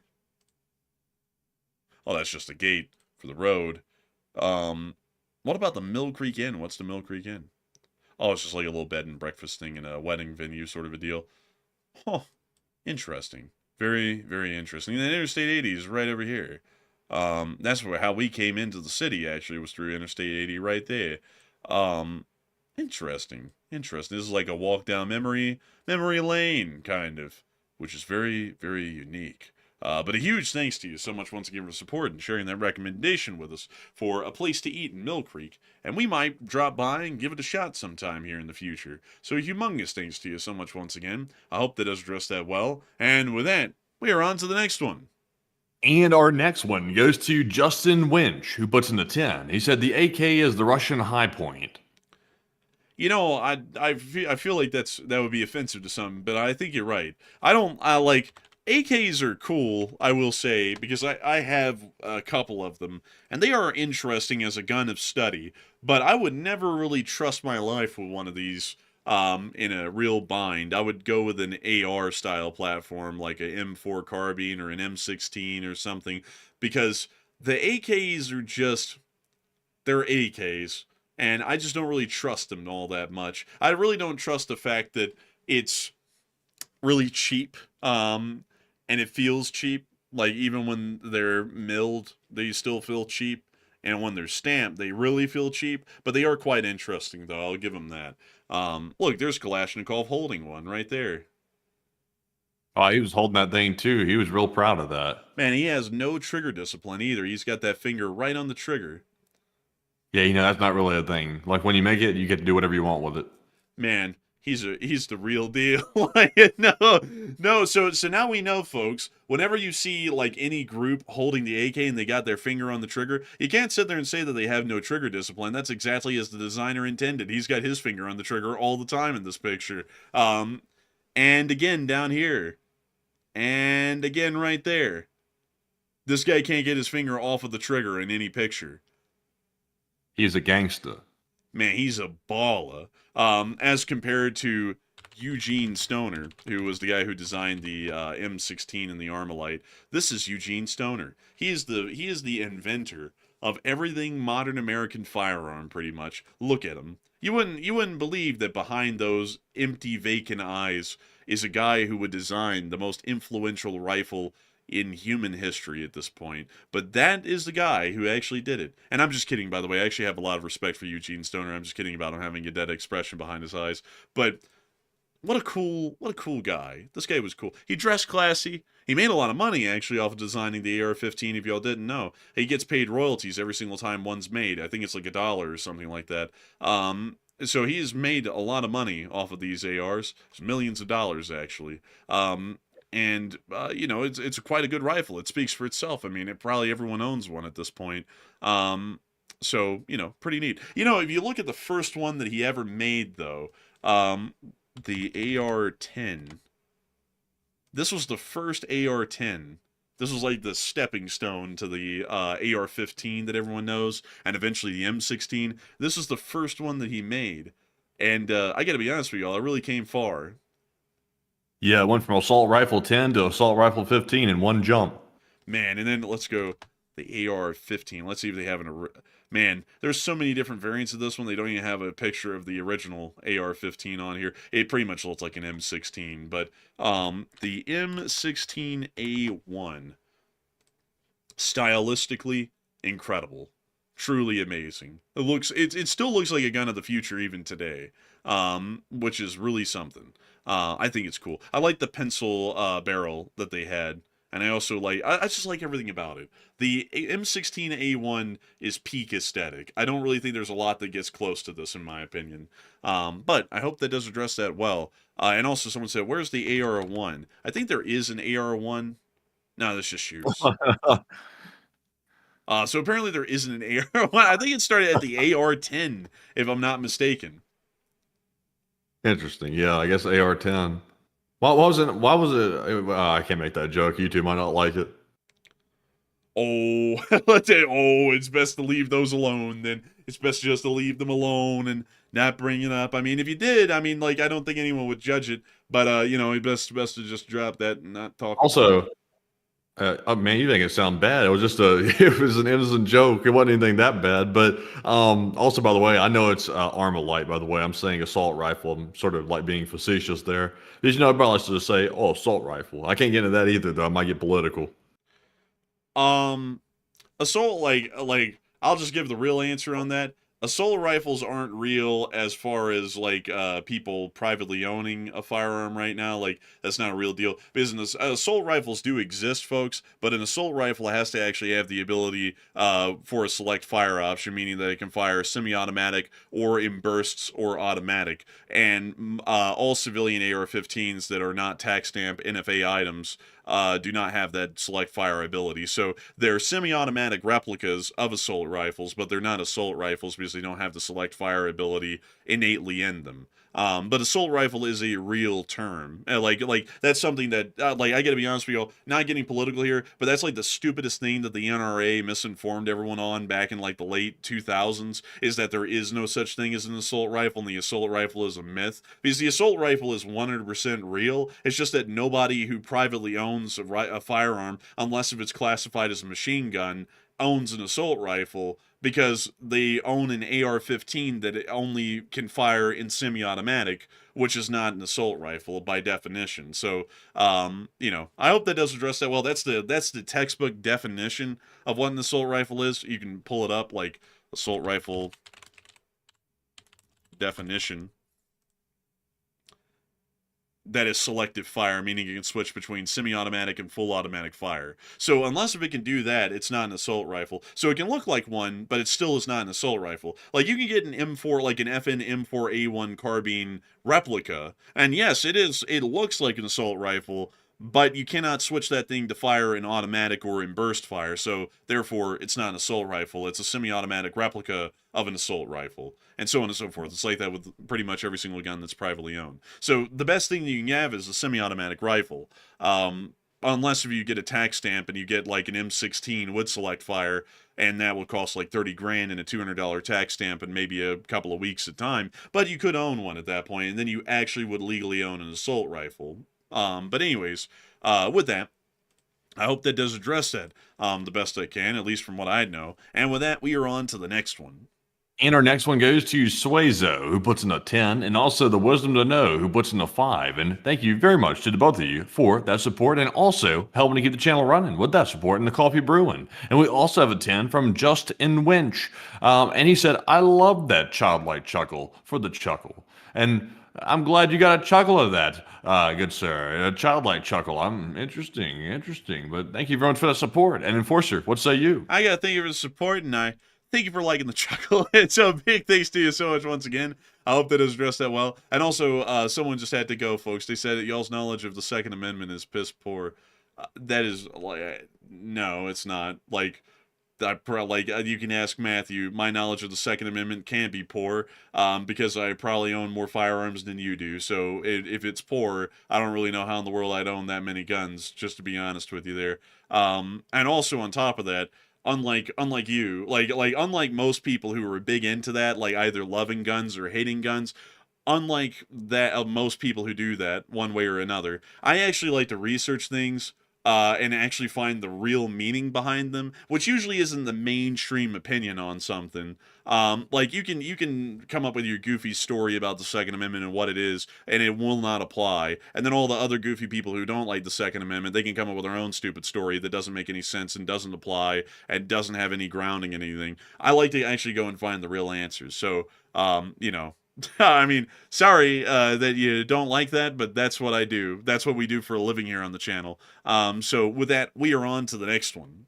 All right, so our next one goes to Andrew Honeycutt, and Andrew puts in a 10. And thank you very much, good sir, for that support. And he said, what is the next step when Pokrovsk is lost? And Russia has designated the occupied zones as a new military district. So is this going to be a source of unwilling conscripted manpower and LLT LSA? Generally, Pokrovsk has been completely evacuated, so there's no manpower potential left in the city at all. And if Pokrovsk falls, the Ukrainians just move back to the next city, which would be Dobrpilia. And then the next battle is the battle for Dobrpilia.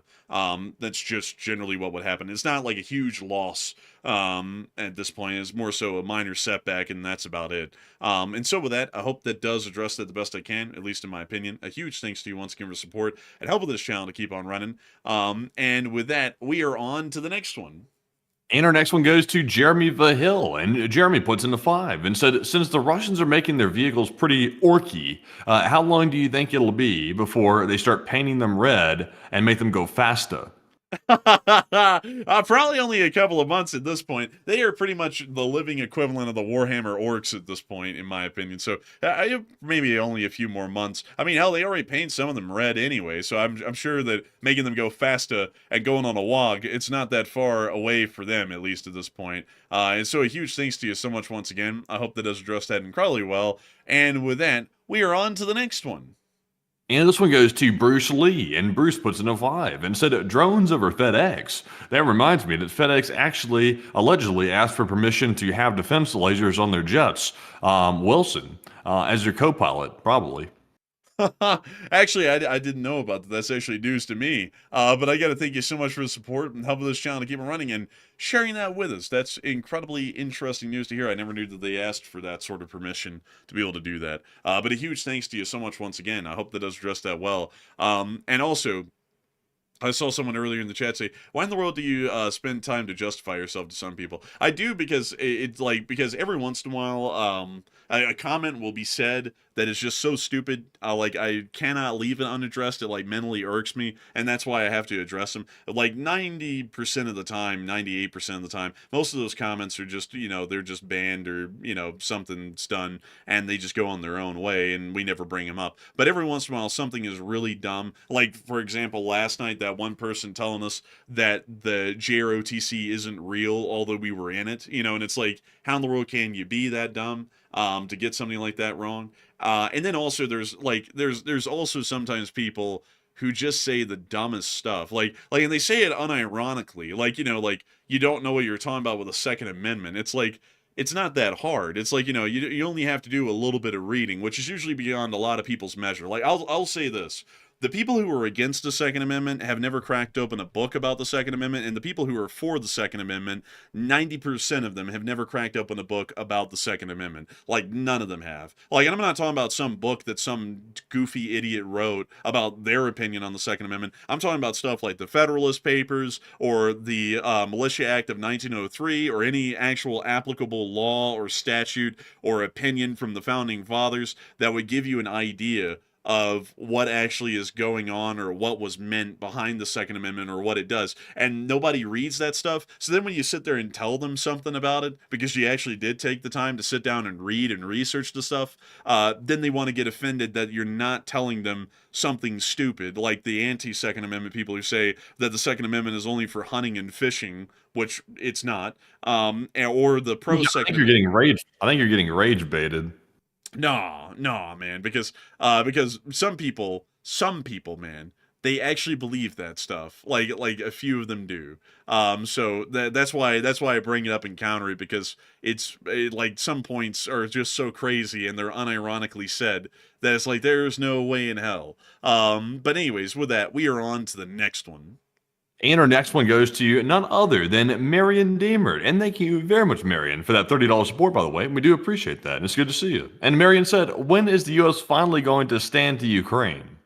Well, we generally kind of are right now. It's just that we're not providing them any real support, which is the unfortunate part. So if you're asking about when we're going to provide them real support, I would say hopefully within the next 2 months. That's what I would hope for, at least at this point. So I hope that does address that well. And a big thanks to you once again for support and helping this channel to keep on running. And with that, we are on to the next one. And our next one goes to Justin Winch, who puts in a 5 once again and said, my worry is that China and, let's see here. Do you see this one, by the way? I'm not sure what this means. I'm scared to read it. I'm not sure what that last part means right there. Oh, wait, Justin which one is Winch. it? I don't know what that means either. I'm a little scared of that. I don't know about that. Yeah, I don't know about it either, actually. I don't know what it means, unfortunately. So I think we'll have to skip over that one. But a huge thanks to you, Justin, for the support and helping this channel to keep on running. Indeed. And also, Justin Winch puts in a second super chat. And thank you very much, good sir, for that support. He said, IP theft / zero day chuckle shuffle. And I thank you for the support. And interesting chuckle shuffle deal. That's a very interesting term. And so a huge thanks to you so much once again. I hope that does address that well. And with that, we are on to the next one. And this one goes to Excuse me. This one goes to Secret Squirrel Girl, who puts in a 2. And thank you very much, Secret Squirrel, for that support. They said, for acorn catapults. Hey, thank you so much for the support. The Secret Squirrel and helping to get acorn catapults. A great thing to have. So a huge thanks to you so much once again. I hope that has addressed that well. And with that, we are on to the next one. And this one, oh my God, I'm having a hard time holding back my laugh. I'm sorry, folks. I saw something in the live chat that's killing me. But this one goes to 2 Days Gone, who put in a 2, and Plazoth, who put in a 2 as well. And thank you both very much for that support, and we do appreciate it. And Enforcer, what say you? I got to thank you greatly for the support. You didn't throw in a comment, but we are massively appreciative, and it helps us to keep this thing rolling. And with that, we're on to the next one. And this one goes to Bruce Lee, who puts in a 2. And Bruce said, the U.S. military trying to do to get some H2O. I suppose they could be. And a big thanks to you for the support and helping this channel to keep running. And we are on to the next one. And this one goes to Chris's mom, who puts in a 2, and said that the Lunchbox Deli sells roast beef sandwiches. And I gotta say, I suppose so. Maybe. So a big thanks to you so much once again for support and helping this channel to keep running. And with that, we are on to the next one. And this one goes to Bruce Lee. I'm sorry, folks. I'm sorry. People have to chill out with some of these jokes in the live chat. You are killing me. But this one goes to Bruce Lee, who puts in a 2, and Dubstep Kid 801, who put in a 2 as well. And thank you both very much for that support. We do appreciate it. And Enforcer, what say you? I gotta thank you greatly for the support to each and every one of y'all, because y'all help us to keep this thing running and make this thing possible every single day. So humongous thanks to y'all so much once again. And we are on to the next one. And it's now time for us to jump into our live chat questions proper and our Morse code decoders of the stream. And tonight we had the entire roster of Morse code decoders. We had Paul Schultz, Kevin J, Mason Miami, Joni Dog, Norm Pritchett, Arabella Garbo, Her Royal Fluffiness, Kush Kopioterix, Sire, and Brian Blairstown. They said the Morse code says China is still arming themselves for the day that they will invade Taiwan. And we need to be ready. LLT, LSA. And that's the sound of money. And Enforcer Matt's about to get me laughing here because I don't know what he's laughing at, but he keeps laughing at it. But y'all get the Morse code message dead on the nail. That is the Morse code message of the night. I can congratulate the Lee Springer Cinema Corps for getting that correct time and time again, because y'all are always getting that correct. And it always is amazing to know that the Lee Springer Army Cinema Corps is getting that dead on the nail all the time. So a huge congrats to you so much once again. I hope that does address that incredibly well. And with that, folks, it's time for us to start moving on into the live chat questions. And so, Matthew, what do we got? All right, so our first one goes to Plexus Gaming, who said, do you guys have anything about the bio attack against Andrews Air Force Base? We do not, unfortunately. I'd have to declare ignorance on that. Matthew, do you know about that? If I have the story correct, based on what I heard about it, it sounds like some type of mysterious substance was sent to the base and got onto the base, I think, somehow. And I think some people came into exposure to it or contact with it, I meant to say, and they had to get hospitalized, I believe, if I have the story correct. But I don't think anybody, I think they might have tested the substance and they were like, it doesn't really seem toxic, but for some reason the people had a reaction to it. I'm not really sure what the deal is, but there was some type of really weird incident with that, though. Somebody sent some substance in there. Huh. That's interesting. But I hope that addresses that the best we can, at least from what we know. And with that, we are on to the next one. And this one goes to the alcoholist, who said, whatever happened to the Zaporizhia nuclear power plant situation? It was resolved, and now they're enacting limited ceasefires to reconnect more high-voltage power lines. So I hope that does address that well. And we are on to the next one. And this one goes to Darkside, who said, do you think China will ever nuke Taiwan? I would highly doubt that they ever would. I would say that the chances of that are slim to none. So I hope that does address that well. And we are on to the next one. And this one goes to Jeffrey Cohn. And he said, thoughts on the current U.S. administration's response in case the CCP attacks Taiwan? Hopefully it's a sign that we'll get actively armed involved in armed conflict to defend Taiwan if they attempted to invade. That's how I took it, and if I'm assuming that correctly, then that was a good sign. So I hope that does address that the best I can. And with that, we are on to the next one. And this one goes to Snowy, who said, it has been quite some time quiet around the Kerch Bridge, and he thinks the Ukrainians are still up to something, and they did take out a lot of radars on Crimea. Can you reread that one again? It has been quite some time quiet around the Kerch Bridge. You think the Ukrainians are still up to something, and they did take out a lot of radars on Crimea. I think generally they've moved on. I just don't think the Kerch Bridge is really that big of a priority target anymore, and because of that, they just don't really look at striking it all too much. That would be my honest 2 cents on it, because the Crimean Bridge has really been so unimportant for at least the remaining part of the war up till now. It's never even really been that big of a strategic target. It's really been more of a symbolic target than anything. So I hope that does address that well, and we are on to the next one.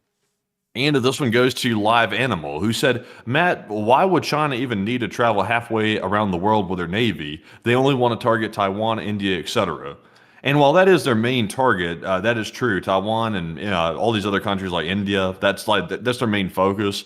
China is a superpower, so superpowers need to be able to project power in a naval sense, and also in an air force sense, and an army sense to be considered a superpower. So it would be in China's interest to have a navy that could power project, but right now that simply doesn't exist, at least in my opinion. But Enforcer, what say you? The reason why they need to be able to power project in the way I was speaking about earlier, where they need to travel around the world, is for the purposes of trade interdiction. If you can stop the flow of trade everywhere in the world, you can pretty much run the entire globe. That's why the US is so powerful. We can go anywhere and stop anything at any time, however we would wish, and the Chinese can't. And that's generally why I would say they're not even a superpower, they're a major power, and the United States is the only existent superpower on the planet currently, because we're the only one with the ability to power project globally, and that is a key requisite to being a global superpower. It's in the name. But still, I hope that does address that the best I can. And with that, we are on to the next one. And this one goes to Judy from the live chat once again, who said, how are China's troops compared to the US's troops? I would generally say that China's troops are probably, at least in terms of the infantry, they're probably about as well off as ours. At least I would assume in terms of training and equipment. Well, not really equipment, but at least in terms of training, they're probably close enough off to being equivalent to U.S. infantry, I would assume. So they are a peer-on-peer power within their region. That's what I generally assume. But the problem is that they never make it to be a peer-on-peer power globally. It's just within their region. So I hope that does address that well, at least in my opinion. And with that, we are on to the next one.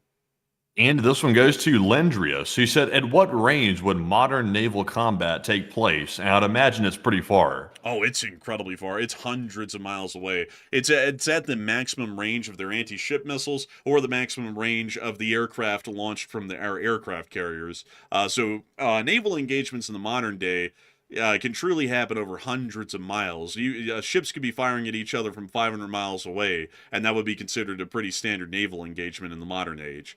So I hope that does address that the best I can, at least in my opinion. And a huge thanks to you once again for the support and helping this channel to keep on running. And with that, we are on to the next one.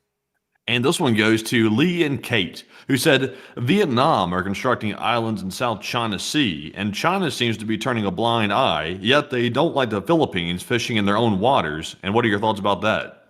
Vietnam is a communist state, so at least ideologically, slightly more aligned to the Philippines than, slightly more aligned to China than the Philippines. The Philippines are an American-aligned country, and for that reason, that's why the Chinese are more openly hostile towards them than the Vietnamese. Although the Vietnamese are also the recipients of hostile actions from the Chinese on frequent occasion. And so with that, I hope that does address that well. And we are on to the third to last question of the night.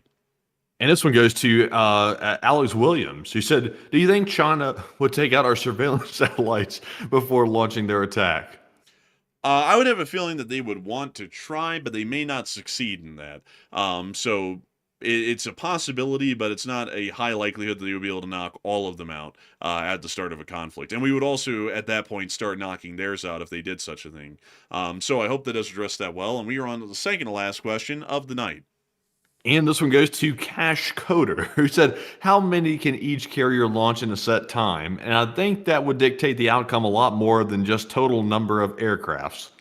At least in terms of U.S. aircraft carriers, U.S. aircraft carriers actually have 4 catapults on board, so we can technically launch nearly 4 aircraft at a time. The Chinese Fujian class also has only 3 catapults, actually, so The Fujian could only launch 3 aircraft at a time, while the Gerald R. Ford and the Nimitz can launch about 4 aircraft at a time. So, if I'm not mistaken, let me go and double check that really quickly. Gerald R. Ford aircraft carrier. Let me go look at the flight deck on that. And let me just make sure that it's 4. Let's see here. Actually, it doesn't say right there, so we'll have to look at the deck to get an idea. Let's see here. Well, I mean, at some point, there will be a good picture of it. Yeah, actually, we do have 4 catapults on the Gerald R. Ford, so we can actually launch 4 at a time, and the Fujian can only launch 3. So not only do we carry a larger volume of aircraft, we also have a larger ability to launch them. Although, of course, you would have to stagger the launch. It's not like you can just catapult them all off 4 at a time simultaneously. It would be the first, the second, the third, and the fourth. And while the fourth one's being launched, you would see that the next first aircraft in the second wave would almost be getting ready to be launched off of its own catapult at that point. So I hope that does address that the best I can. And also, I saw someone say they have 4, but they can't launch and recover at the same time. That's true. The Chinese can't either. They can only launch 2 at a time while also recovering. But if we're talking about the start of combat operations, where we're just trying to get aircraft in the sky, there shouldn't be any aircraft landing at that point. So launching and recovering simultaneously shouldn't be a concern. It's just about launching enough aircraft quick enough to get a volume up to be able to go up against the Chinese at that very moment in time. So that shouldn't be too much of a concern, and still we would beat out the Chinese in every way. And so with that, I hope that does address it the best I can. And with that, we are on to the final question of the night. And so, who is the lucky last person to throw in the lucky last question of the night? And that viewer is going to be Alex Williams once again. He said, how long does it take to go from mainland China to Taiwan? And could we not see it happening with a day or 2 warning? And can you reread that again? He said, how long does it take to go from mainland China to Taiwan? And could we not see it happening with a day or 2 warning? It's only 111 miles from mainland China to Taiwan. A vessel could cross that, a Chinese vessel could cross that within about 4 hours. An aircraft could cross that in a couple of minutes. And a missile could cross that in a couple of minutes as well. So really, the amount of distance between the two is practically non-existent. They may as well be in each other's backyards. So in terms of response time, our response time is truly non-existent, at least as far as a Chinese attack happening. A Chinese attack would happen, and then we would have to respond to that attack instead of the attack starting and then giving us enough time to be able to respond to it. So I hope that does address that the best I can, if I'm understanding the question correctly. And with that, folks, we've reached the end of tonight's stream. I've got to say that we are entirely honored and greatly appreciative to have had so many of you all here once again tonight, and I hope that you've enjoyed this stream greatly. If y'all have, please make sure to like, comment, and subscribe. We would love to have y'all here. The Lee Spring Army is growing larger by the day. We're at 516,000 subscribers, and of course, only growing farther. And so please do join us. We run these streams every single day at 10 p.m. Eastern Time, 6 days a week, every day but Monday. And hopefully tomorrow we will be able to have a short war video. And if there is a short war video, then I will be the one making it and putting it out for all of y'all. So a huge thanks to all of y'all so much once again for watching, and we will see you all tomorrow at 10 p.m. Eastern Time to cover the next 24 hours of news from around the world. And so with that, good night, good luck, take care, stay safe, Slava Ukraini, Haram Slava, long live the Lee Spring Army, and long live the Republic. And with that, folks, we will see you all tomorrow night at 10 p.m. Eastern on our next night of War News streaming, and also hopefully midday for that short war video if there is enough news to cover at that point in the day. So be sure to join us for both of those, and we will see you all tomorrow. And of course, Slava Ukraine, Hiram Slava, get some rest, and good night.